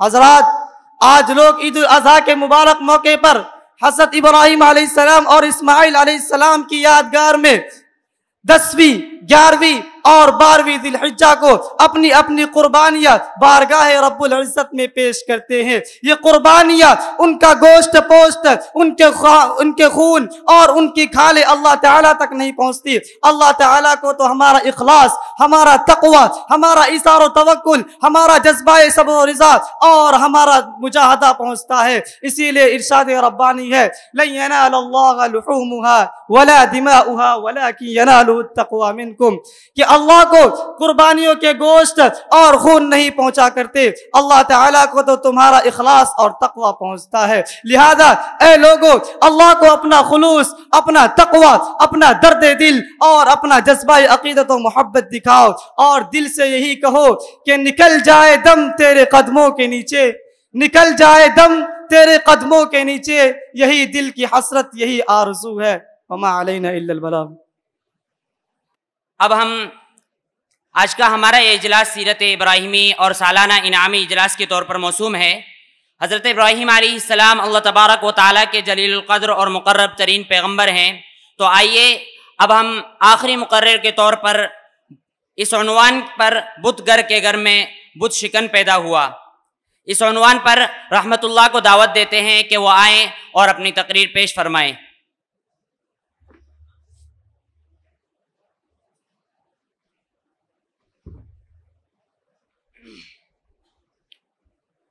نحمده ونصلي على رسوله الكريم أما بعد فأعوذ بالله من الشيطان الرجيم بسم الله الرحمن الرحيم ولكل أمة جعلنا منسكا ليذكروا اسم الله على ما رزقهم من بهيمة الأنعام صدق الله العظيم وقال النبي صلى الله عليه وسلم ما عمل ابن آدم من عمل يوم النحر أحب إلى الله من إهراق الدم أو كما قال عليه الصلاة والسلام. محترم صدر جلسہ اور عزیز ساتھیوں، لفظ قربانی اپنے آغوش میں بہت بڑا معنی اور بہت وسیع مفہوم رکھتا ہے. جہاں کسی چیز کو جد و جہد اور محنت و مشقت سے حاصل کرنے کا نام قربانی ہے، وہیں اس چیز کو بعد الحصول پایہ امتیاز تک پہنچانے کو بھی قربانی سے تعبیر کیا جاتا ہے. قربانی اور مسلمانوں کا آپس میں بہت بڑا ملاپ ہے، کیونکہ مسلمان کو اپنی حیات مستعار کے ہر گوشے میں نذرانہ قربانی پیش کرنا پڑتی ہے، کہیں اپنی محبوب چیز کو چھوڑ کر، کہیں اپنے نفس کو مار کر، تو کہیں ذبیحہ دے کر. اسی لیے تو اسلام نے قربانی کو بڑی ہی اہمیتوں سے نوازا ہے اور یوں کہہ دیا، سن اے مسلمان یہ نکتہ درس قرآنی میں ہے، عظمت اسلام و مسلم صرف قربانی میں ہے. اور محترم حضرات، آج کی صبا رفتار محفل میں میں اس قربانی کا ذکر خیر چھیڑوں گا. اس کا تعلق ایسی ہستیوں سے ہے کہ ان جیسی اطاعت گزار اور وفا شعار ہستیاں بہت ہی کم دیکھنے کو ملتی ہے. عشق و وفا کی راہوں میں اور دنیا کے اس طویل سفر میں ہزارہا قربانیاں پیش کرنے والے آئے، لیکن یہ پرانی زمین اور یہ بوڑھا آسمان گواہ ہے کہ ان کی نظروں نے ان جیسی اطاعت گزار اور وفا شعار ہستے کو کبھی مشاہدہ بھی نہیں کیا ہوگا. اسی قافلے اور خانوادے کو خانوادہ ابراہیمی سے یاد کیا جاتا ہے. اسی قافلے نے اہل اسلام کو یہ باور کرایا کہ جب تک اپنے خالق و مالک اور پالنہار کے آگے سر تسلیم خم نہیں کریں گے اور جب تک خدا جبار و قہار کے سامنے خود کو بنفس نفیس سرنڈر نہیں کریں گے، اس وقت تک اس کی عنایتوں سے محروم رہیں گے.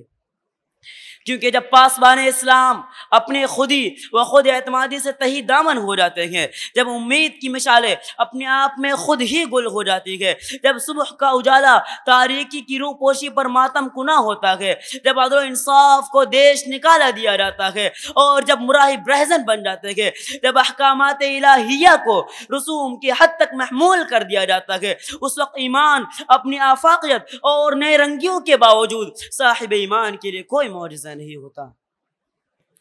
حضرات، سیدنا ابراہیم علیہ السلام نے اپنے ایمانی جذبے اور ایمانی حرارت و توکل اللہ کی نورانیت کے بلبوتے پر بادشاہ کو بھی ترکی بترکی جواب دیا، یہاں تک کہ اپنے والد کو اسلام کی دعوت دی. لیکن آپ جانتے ہیں کہ ابراہیم علیہ السلام ایسے گھرانے میں پیدا ہوئے تھے جو بت پرستوں کا ہی نہیں بت گروں کا بھی گھرانہ تھا. وہ ایسے ماحول میں پیدا ہوئے تھے جو سراسر کفر و شرک سے اٹا پڑا تھا، اصنام پرستی اور بت پرستی کی غلاظت تھے، ماحول کو گدلا کیے ہوئے تھی. وہ ایسے باپ کے بیٹے تھے جس کا باپ صرف بتوں کا پجاری ہی نہیں، بتوں کا بے وپاری بھی تھا. اس کے باوجود ابراہیم علیہ السلام نے لوگوں کو اسلام دی، خود اپنے والد کو اسلام کی دعوت دی اور مختلف طریقوں سے کفر کو جھنجھوڑ کر ان کو کفر سے روکنے کی حد درجہ کوشش کی. لیکن باپ نے سراسر یوں کہہ دیا، یا ابراہیم لئن لم تنتہی لارجمنک واہجرنی ملیا. باپ کے اس تلخ جواب کو سن کر ابراہیم علیہ السلام نے کہا، سلام علیک، آپ پر سلامتی ہو، اور وہاں سے چل دیے اور اس باپ سے ہمیشہ کے لیے جدا ہو گئے جس نے بچپن سے پرورش کی، پالا پوسا بڑا کیا، تا آنکھیں اس باپ سے ہمیشہ کے لیے جدا ہو گئے. ایک طرف محبت، پیار، شفقت اور تمام تر مہربانیوں کو چھوڑ کر صرف اور صرف ایک خدا کو قبول کیا. جب ابراہیم علیہ السلام لوگوں کو کھلے عام اسلام کی دعوت دینے لگے، اس وقت یہ خبر نمرود کے محل تک پہنچ گئی کہ ایک شخص ہے جو لوگوں کو اسلام کی دعوت دیتا ہے، کسی دوسرے خدا کی طرف بلاتا ہے. تو نمرود آگ بگولا ہو گیا اور حکم جاری کیا، بلاؤ اس شخص کو.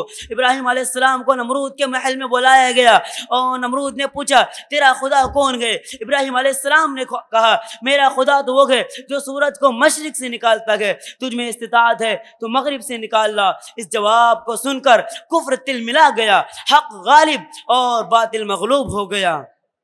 میں اس شعر کے ساتھ اپنی تقریر کو ختم کرتا ہوں کہ آج بھی ہو جو ابراہیم سا ایماں پیدا، کہ آج بھی ہو جو ابراہیم سا ایماں پیدا، آگ کر سکتی ہے انداز گلستاں پیدا.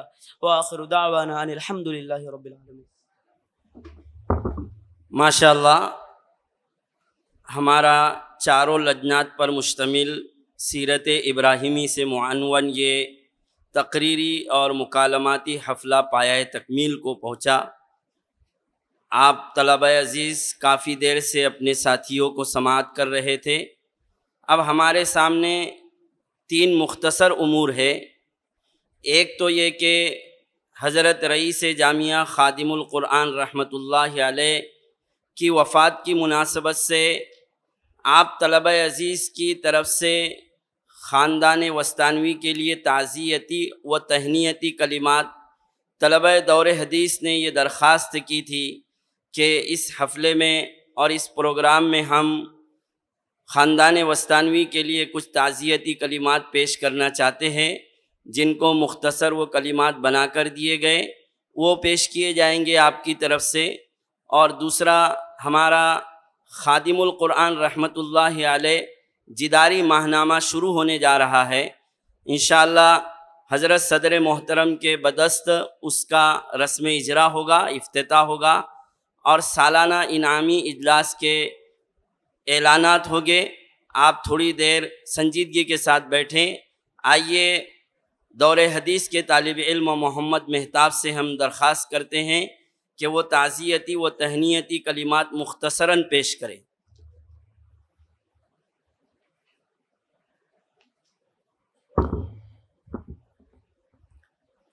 بسم اللہ الرحمن الرحیم۔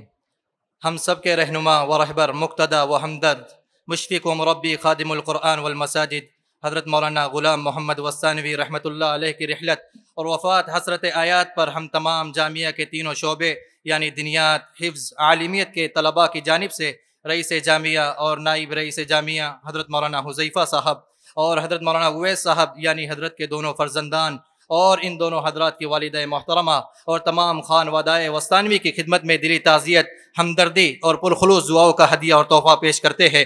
یقیناً حضرت والا شیخنا و مربینا مولانا غلام محمد وستانوی رحمۃ اللہ علیہ کی رحلت اور وصال صرف آپ حضرت کا ذاتی غم نہیں بلکہ ہم تمام طلباء کا بھی ایسا زخم ہے جو کبھی نہیں بھر سکتا۔ ہم میں سے ہر ایک ان کے دامن تربیت، شفقت آمیز نگاہ اور مثالی نظم و قیادت کا براہ راست مشاہدہ کرنے والے ہیں۔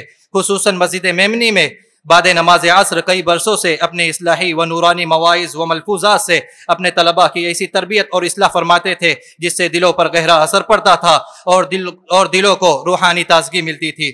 لیکن آج ہم یتیم ہو گئے اور یقیناً ہم یہ کہنے پر مجبور ہے کل صغیر فقد اباہ وکل کبیر فقد اخاہ، اور وہ جملے بھی ہم پیش کرتے ہیں جو حضرت یوسف علیہ السلام کی وفات اور وصال پر ان کے محبین اور متعلقین نے ان کے بھائیوں اور بیٹوں کو تسلی اور تعزیت پیش کرتے ہوئے کہے تھے، یعنی ایھا السادہ لیست خسارتکم اليوم اکبر من خسارتنا نحن فقد فقدنا فی دفین اليوم اخا شفیقا وسیدا رحیما وملکا عادلا۔ ہم طلبہ جامعہ تمام خانوادہ وستانوی کو تعزیت مسنونہ پیش کرتے ہوئے یہ حدیث پاک پڑھتے ہیں جس میں آپ صلی اللہ علیہ وسلم نے اپنی بیٹی حضرت زینب رضی اللہ عنہا کے بیٹے اور اپنے نواسے کی موت کے وقت ارشاد فرمائے تھے، ان للہ ما اخذ وله ما اعطى وكل شيء عنده باجل مسمى فلتصبر ولتحتسب۔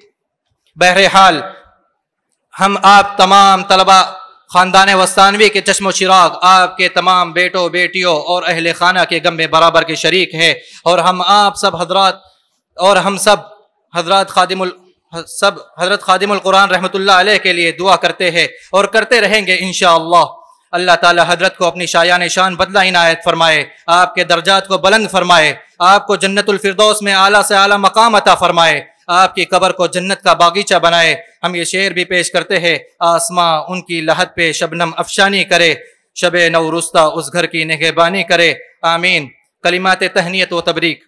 اخیر میں ہم حضرت کے دونوں خلف الرشید حضرت مولانا محمد حذیفہ صاحب اور مولانا محمد اویس صاحب کی خدمت میں رئیس جامعہ اور نائب رئیس جامعہ منتخب ہونے پر دل کی گہرائیوں سے مبارکباد پیش کرتے ہیں اور تہنیتی کلمات پیش کرتے ہیں اور یقین رکھتے ہیں اور کہتے ہیں کہ حضرت نے آپ حضرات کو نہ صرف اپنے بیٹے کے طور پر پروان چڑھایا بلکہ علمی، انتظامی اور روحانی اعتبار سے اپنی خلافت و نیابت کے لیے تیار کیا۔ ان کی زندگی کے آخری ایام میں آپ حضرات کو جامعہ کی ذمہ داریاں سونپنا ان کے اعتماد، تربیت اور آپ کی صلاحیتوں پر واضح گواہی تھی۔ ہم دعا گو ہیں کہ اللہ تعالیٰ آپ دونوں بھائیوں کو اپنے والد محترم رحمۃ اللہ علیہ کی مشن کو مزید وسعت اور رفعت کے ساتھ آگے بڑھانے کی توفیق عطا فرمائے، آپ حضرات کو صحت و عافیت کے ساتھ لمبی عمر عطا فرمائے۔ اور ہم طلبہ آپ سے اخلاص کے ساتھ عرض کرتے ہیں کہ ہم لوگ بھی جامعہ کے تمام امور میں آپ حضرات کے فرما بردار رہیں گے انشاءاللہ۔ السلام علیکم ورحمۃ اللہ وبرکاتہ۔ بہرحال بصد آداب و احترام صدر اجلاس جانشین حضرت خادم القرآن رحمۃ اللہ علیہ سے ادباً و احتراماً درخواست کرتے ہیں کہ آپ ہمارے مابین تشریف لائے اور اپنے ملفوظات و مواعظ سے ہمیں مستفید فرمائیں۔ فجزاکم اللہ تعالی احسن الجزا۔ بسم اللہ الرحمن الرحیم، الحمد للہ رب العالمین والعاقبۃ للمتقین والصلاة والسلام علی سید الانبیاء والمرسلین سیدنا وحبیبنا وحبیب رب العالمین محمد وعلی آلہ واصحابہ ومن ہدی بہدیہ الی یوم الدین۔ قال اللہ تبارک و تعالی فی کتابہ المجید والفرقان الحمید، فاعوذ باللہ من الشیطان الرجیم، بسم اللہ الرحمن الرحیم۔ ان ابراہیم کان امۃ قانتا للہ حنیفا۔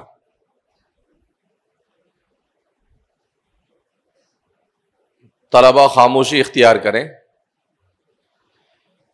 حضرت ابراہیم علیہ السلام جس وقت سے اللہ رب العزت نے اس کائنات رنگ و بو کو پیدا کیا،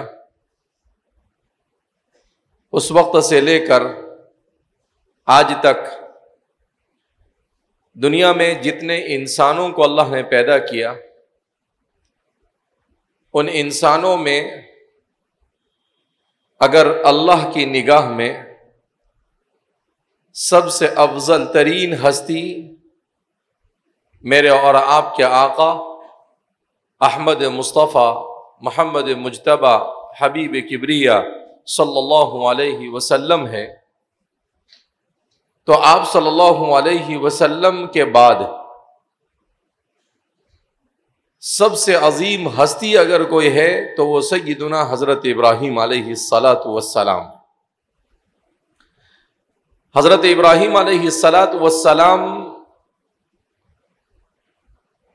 کی سب سے بڑی خصوصیت کیا تھی؟ اس لیے کہ ہم سیرت ابراہیمی حضرت ابراہیم علیہ السلام کی سیرت کو سمجھنے کی اور جاننے کی کوشش کر رہے ہیں۔ تو حضرت ابراہیم کی سب سے بڑی جو خصوصیت تھی وہ یہ تھی کہ حضرت ابراہیم یہ انسان کے افضل ترین ہونے کی سب سے اہم خصوصیت جسے عبودیت کہا جاتا ہے، اس عبودیت کے بدرجے اتم مالک تھے۔ عبودیت کا مطلب کیا ہے؟ عبودیت کا مطلب اپنی ذات کو اللہ کے سامنے نچھاور کر دینا، کہ اللہ جو بھی حکم دے، چاہے اس حکم سے اپنی جان کو خطرہ ہو یا اپنی جان چلی جائے، چاہے اس حکم سے اپنی اولاد کو قربان کرنا پڑے، چاہے اس حکم سے اپنے گھر والوں کو مشقت میں ڈالنا پڑے، چاہے اس حکم سے اپنے والد کے خلاف کھڑا ہونا پڑے، مگر کسی صورت میں اللہ کے حکم سے ذرہ برابر انحراف نہ کرتے ہوئے سراپا اللہ کے حکم کے سامنے اپنے سر کو جھکا دینا اور اس کی مکمل طور پر اللہ کے حکم کی تابعداری کرنا، یہ سیدنا حضرت ابراہیم علیہ السلام کی سب سے اہم ترین خصوصیت تھی۔ ابراہیم علیہ السلام کی دوسری خصوصیت کیا تھی؟ آپ کی دوسری خصوصیت تھی قربانی۔ کیا مطلب؟ حضرت ابراہیم علیہ السلام سے اللہ نے جس وقت جیسی قربانی کا مطالبہ کیا، ابراہیم علیہ السلام ان قربانیوں پر مکمل اترے۔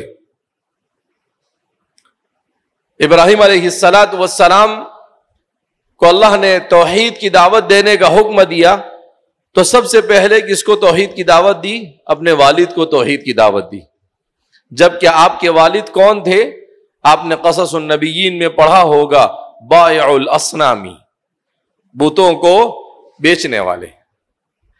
صرف بتوں کو بیچتے نہیں تھے بلکہ بتوں کو اپنے ہاتھ سے تراشتے تھے. تو بتوں کو بناتے تھے اور بتوں کو بیچتے تھے. تو بتوں سے ان کو کتنی عقیدت ہوگی. تو انہوں نے اپنے والد کو دعوت دی کہ اے میرے والد، میں آپ کو ایک اللہ کی طرف بلاتا ہوں. ان کے والد نے کہا کہ دیکھو ابراہیم، اپنی اس حرکت سے باز آ جاؤ ورنہ پتھروں سے تمہیں سنگسار کر دوں گا.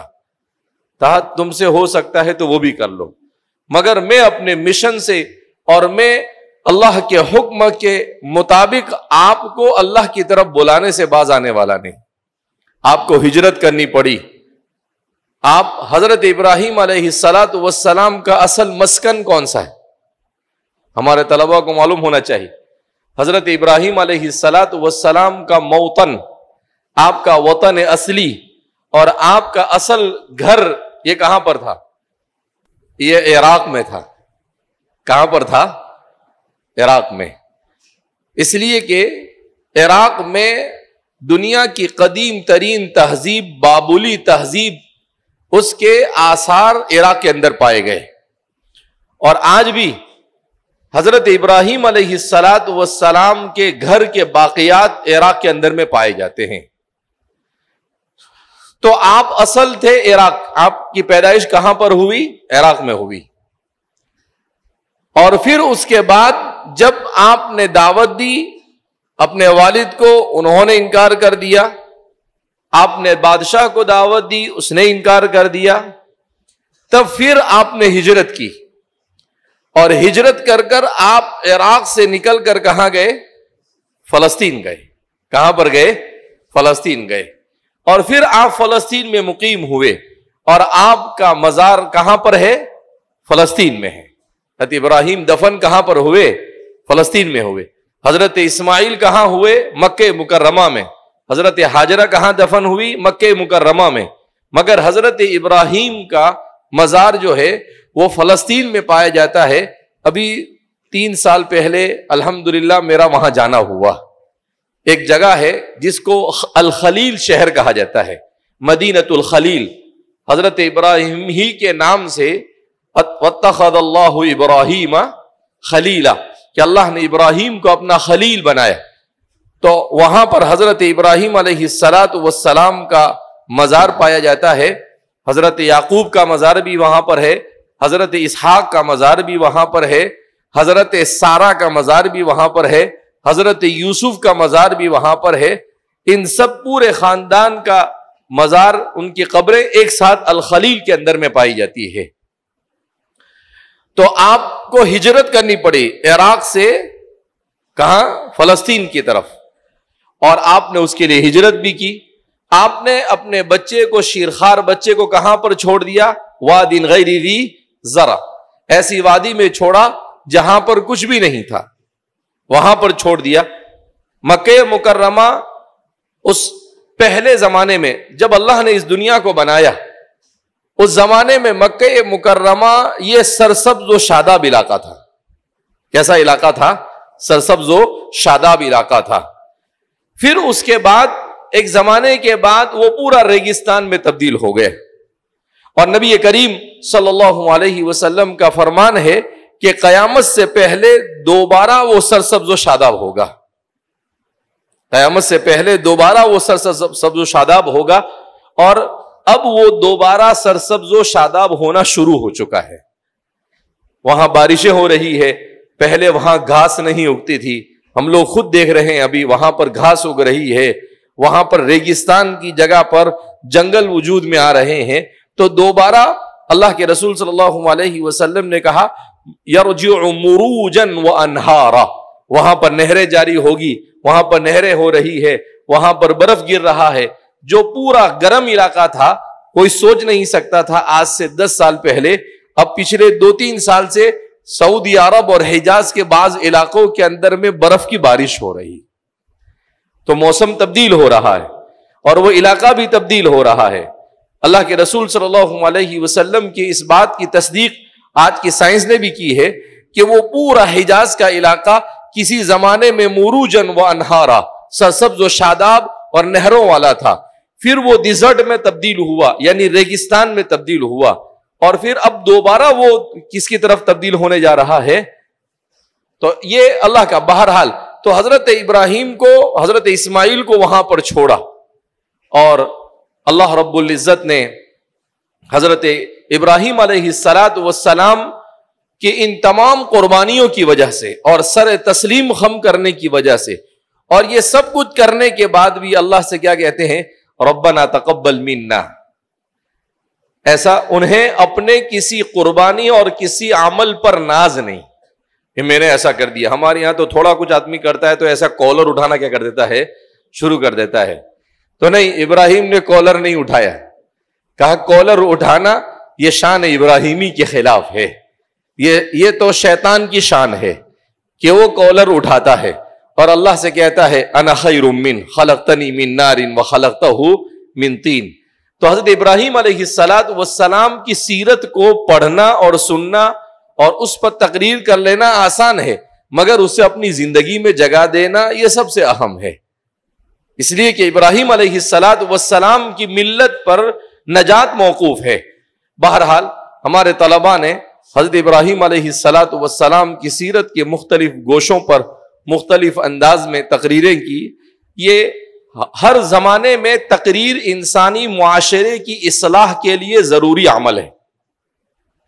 اگر تقریر نہیں ہوگی، خطابت نہیں ہوگی، تو انسانی معاشرے میں اصلاح کا عمل نہیں ہو سکتا ہے. اسی لیے حضرت موسیٰ علیہ السلام کی زبان میں لکنت تھی، تو موسیٰ علیہ السلام نے کہا رب اشرح لی صدری ویسر لی امری واحلل عقدۃ من لسانی یفقہوا قولی. اے اللہ میرے سینے کو کشادہ کر دے، یعنی مجھے ہمت اور طاقت دے کہ میں فرعون کے سامنے بات کر سکوں. رب اشرح لی صدری ویسر لی امری، اور جس عظیم خدمت کے لیے، دعوت کے لیے آپ مجھے بھیج رہے ہیں اس کو میرے لیے آسان فرما. واحلل عقدۃ من لسانی، اور میری زبان میں جو لکنت ہے اس لکنت کو ختم فرما. واحلل عقدۃ من لسانی یفقہوا قولی، تاکہ میری بات کو سامنے والا سمجھ سکے، اچھی طرح سمجھ سکے. یفہم قولی، یعلم قولی، یعرف قولی نہیں کہا، کیا کہا؟ یفقہوا قولی، خوب اچھی طرح سمجھ سکے. اور پھر اس کے بعد بھی آپ نے صرف اس پر بس نہیں کیا، بلکہ اس کے بعد آگے کیا کہتے ہیں؟ وَجَعَلْ لِي وَزِيرًا مِّنْ أَهْلِي هَارُونَ أَخِي اُشْدُدْ بِهِ أَزْرِي وَأَشْرِكْهُ فِي أَمْرِي، کہ میرے بھائی کو میرا بازو بنا، میرے گھر میں ہی سے کسی کو میرا بازو بنا، میرے بھائی کو میرا بازو بنا. کیوں؟ ہمارے مفسرین نے اس کو تلاش کیا کہ حضرت ہارون کے لیے اللہ حضرت موسیٰ علیہ السلام نے دعا کیوں کی؟ کہا اس لیے کان ہارون خطیبا بارعا فی بنی اسرائیل، حضرت ہارون بنو اسرائیل کے بہت مشہور خطیب تھے، شعلہ بیاں مقرر تھے آپ. تو آپ کے تقریر کے جوہر بڑے شاندار تھے، اس لیے آپ نے کہا کہ اللہ ٹھیک ہے میری زبان میں لکنت ہے، وہ اللہ تو اچھا بھی کر دے گا، مگر ہارون جیسا شعلہ بیاں مقرر بھی چاہیے مجھے کار دعوت کے لیے، لہذا آپ اس کو میرے ساتھ کر دیجئے. تو اس لیے تقریر یہ انسانی معاشرے کی ضرورت ہے، اور تقریر سے اور تحریر سے انسانی معاشرہ کبھی مستغنی نہیں ہو سکتا ہے. ہر زمانے میں یہ ضرورت باقی رہے گی، چاہے زمانہ کتنا ہی ایڈوانس کیوں نہ ہو جاوے. کہ آدمی کے اندر اگر یہ ملکہ ہو تو اس کو بھلائی میں بھی استعمال کر سکتا ہے اور برائی میں بھی استعمال کر سکتا ہے. ہمیں کس میں استعمال کرنا ہے؟ بھلائی میں، اللہ کی طرف بلانے کے لیے، لوگوں کو دین کو سمجھانے کے لیے.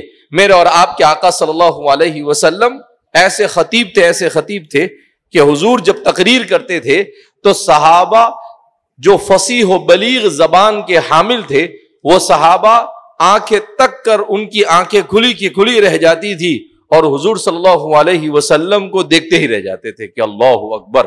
ایک مرتبہ اللہ کے رسول صلی اللہ علیہ وسلم نے تقریر کی تو سامنے جو صحابہ بیٹھے تھے وہ سب بالکل دنگ رہ گئے حضور کی فصاحت، بلاغت، حضور کے اسلوب کو دیکھ کر. تو آپ صلی اللہ علیہ وسلم سمجھ گئے کہ میری فصاحت اور بلاغت اور اسلوب پر یہ بالکل فدا اور شیدا ہو چکے ہیں. تو آپ نے کہا هل تعلمون ربیت فی بنی سعد، کیا تمہیں معلوم ہے میں اتنی بھاری تقریر کیوں کرتا ہوں؟ کہا اس لیے کہ عرب کے سب سے بہترین قبیلے بنو سعد کے اندر میں میری پرورش ہوئی ہے. اللہ کے رسول صلی اللہ علیہ وسلم کو بہترین خطیب بنانے کے لیے اور فصیح اللسان، بہترین جوہر دکھانے کے لیے اللہ کے رسول صلی اللہ علیہ وسلم کی پرورش کے لیے کہاں پر بھیجا گیا؟ آپ کو دیار بنو سعد میں بھیجا گیا. کہاں بھیجا گیا؟ دیار بنو سعد کے اندر میں. اللہ کے رسول صلی اللہ علیہ وسلم وہاں پر رہے. جب حضور نے بولنا شروع کیا تو انتہائی فصیح و بلیغ، اس لیے کہ آدمی جس گھر میں رہتا ہے، جس علاقے میں رہتا ہے، وہ اسی زبان میں بات کرتا ہے. اگر آج گھر میں آپ کے گھر میں گجراتی بولی جائے گی تو کیا کوئی بچہ عربی بولنا شروع کر دے گا؟ نہیں. اگر گجراتی بولیں گے تو بچہ بھی کون سی زبان بولے گا؟ گجراتی بولے گا. اگر گھر میں اردو بولی جائے گی تو وہ اردو ہی بولے گا، وہ عربی نہیں بولے گا. تو آپ صلی اللہ علیہ وسلم کو وہاں بھیجا گیا. اور ایسے قبیلے بنو سعد یہ طائف کے اوپر رہتے تھے، دیار بنو سعد. تو دیار بنو سعد یہ طائف سے آگے ہے، طائف سے 10-20 کلومیٹر کے فاصلے پر ہے. یہ کون سی جگہ ہے؟ جہاں پر آپ صلی اللہ علیہ وسلم کو دائی حلیمہ رضی اللہ تعالی عنہا حضور کو لے کر گئی تھی. آپ کو معلوم ہے نا، ان کی لاغر سواری تھی جو سب سے پیچھے تھی، اور جب واپس حضور کو لے کر گئی تو سب سے آگے تھی، اور پھر سب سے پہلے پہنچی. تو وہ پہاڑی علاقہ ہے پورا، مکہ مکرمہ سے پہاڑ پر چڑھ کر جانا پڑتا ہے. پہلے طائف آتا ہے اور طائف آنے کے بعد بنو سعد آتا ہے. آج بھی وہاں پر وہ جگہ موجود ہے جہاں پر رسول اللہ صلی اللہ علیہ وسلم نے اپنا بچپن گزارا. حضرت دائی حلیمہ کے گھر کے کچھ آثار آج بھی وہاں پر پائے جاتے ہیں. تو ایسے فصیح و بلیغ تھے وہ کہ اگر کسی کو بہترین عربی سیکھنی ہوتی تھی تو وہ کہاں پر جاتا تھا؟ دیار بنو سعد کے اندر میں. اور اللہ کے رسول صلی اللہ علیہ وسلم کو آپ کو بہترین فصیح اللسان اور خطیب البارع بنانے کے لیے وہیں پر بھیج دیا گیا. لہذا اس بنا پر گویا کہ اپنے اندر خطابت کے جوہر کو پیدا کرنا یہ سنت ابراہیمی بھی ہے، سنت ہارونی بھی ہے، اور سنت محمدی بھی ہے. سارے انبیاء کی سنت ہے. تمام انبیاء کیا ہوتے تھے؟ تو اللہ نے اگر کسی کو یہ ملکہ عطا کیا ہے تو بہرحال اس کی قدر کرنی چاہیے، بہترین خطیب بننا چاہیے. اور طالب علمی کے زمانے میں آپ جتنا محنت کریں گے آگے چل کر آپ کے لیے آسان ہوگا. ہم بھی آج تقریر کرتے ہیں تو یہ کس کی برکت ہے؟ یہ انجمن کی برکت ہے. عربی اول سے لے کر دور حدیث شریف تک ایک بھی مرتبہ انجمن میں الحمدللہ میری غیر حاضری نہیں ہوئی. اور جب بھی جلسہ ہوتا تھا طالب علمی کے زمانے میں تو ہر جلسے میں تقریر کرتا تھا، چاہے سیرت ابراہیمی پر ہو، چاہے محرم کے موقع پر ہو، چاہے سیرت نبوی صلی اللہ علیہ وسلم پر ہو، چاہے الناد العربی کا ہو، چاہے کوئی بھی ہو، تو اس میں حصہ لیتے تھے. تو وہ پریکٹس ہو گئی. اور آج کسی بھی زبان میں کھڑے ہو کر بولنا کیا ہو گیا؟ آسان ہو گیا. تو اس لیے کہ طالب علم کو اس میں جھجک نہیں محسوس کرنی چاہیے اور خوب بڑھ چڑھ کر اس میں حصہ لینا چاہیے. ابھی سال شروع ہو رہا ہے. جو طلبہ ہمارے باری کے اوپر بہانہ بنا کر بیماری کا بہانہ کرتے ہیں، کسی کو تقریر نہیں کرنی ہے، یاد نہیں ہے تو بولے پیٹ میں بہت تکلیف ہو رہی ہے. ہم آپ کے سارے بہانے جانتے ہیں. کوئی کیا کرتا ہے؟ ارے بھائی ایسا بولنا نا، میں بیمار ہوں، میں ہاسپٹل چلا جاتا ہوں آج، ایسا بول کے ہاسپٹل چلا جاتا ہے. کوئی کہتا ہے کہ ایسا بول دینا حضرت کے کام سے گیا ہے.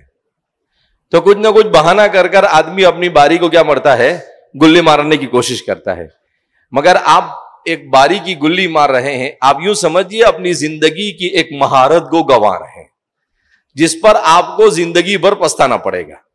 اس لیے کہ بعد میں کہیں پر آپ کو کھڑا کریں گے، حضرت تشریف لائیے، دو چار بات آپ بیان کیجئے. میں معذرت چاہتا ہوں، میں تقریر نہیں کر سکتا ہوں. تو اس لیے باری میں گلی نہیں مارنی چاہیے، کیسا بھی کر کر آدمی کو ٹوٹا پھوٹا تقریر کرتے رہنا چاہیے تاکہ آدمی کے اندر یہ ملکہ پیدا ہو۔ بہرحال اللہ رب العزت نے ہمارے اس جامعہ میں اس نظام کو جاری کیا۔ ہمارے والد صاحب خود فرماتے تھے کہ میں بھی طالب علم کے زمانے میں خوب تقریر کرتا تھا۔ میں نے کہا نا کہ ہر کوئی بھی اعلان کرنا ہوتا تھا تو کون اعلان کرتا تھا؟ ممبر کے پاس مائک لے کر نماز کے بعد والد صاحب کہتے میں کھڑا ہو جاتا تھا اور کہتا تھا کہ بھئی یہ اعلان ہے، یہ اعلان ہے۔ کہا میں مائک لوں تو طلبہ سمجھ جاتے تھے کہ یہ ابھی کچھ نہ کچھ اعلان کیا کرنے والا ہے۔ تو آدمی کو سب چیزیں کرنی پڑتی ہے، کرتے کرتے آدمی کیا ہو جاتا ہے، پریکٹس ہونے سے آدمی پرفیکٹ ہو جاتا ہے کہ بار بار آدمی کسی چیز کو کرتا ہے تو پھر اس کے اندر میں وہ صلاحیت مضبوط ہو جاتی ہے۔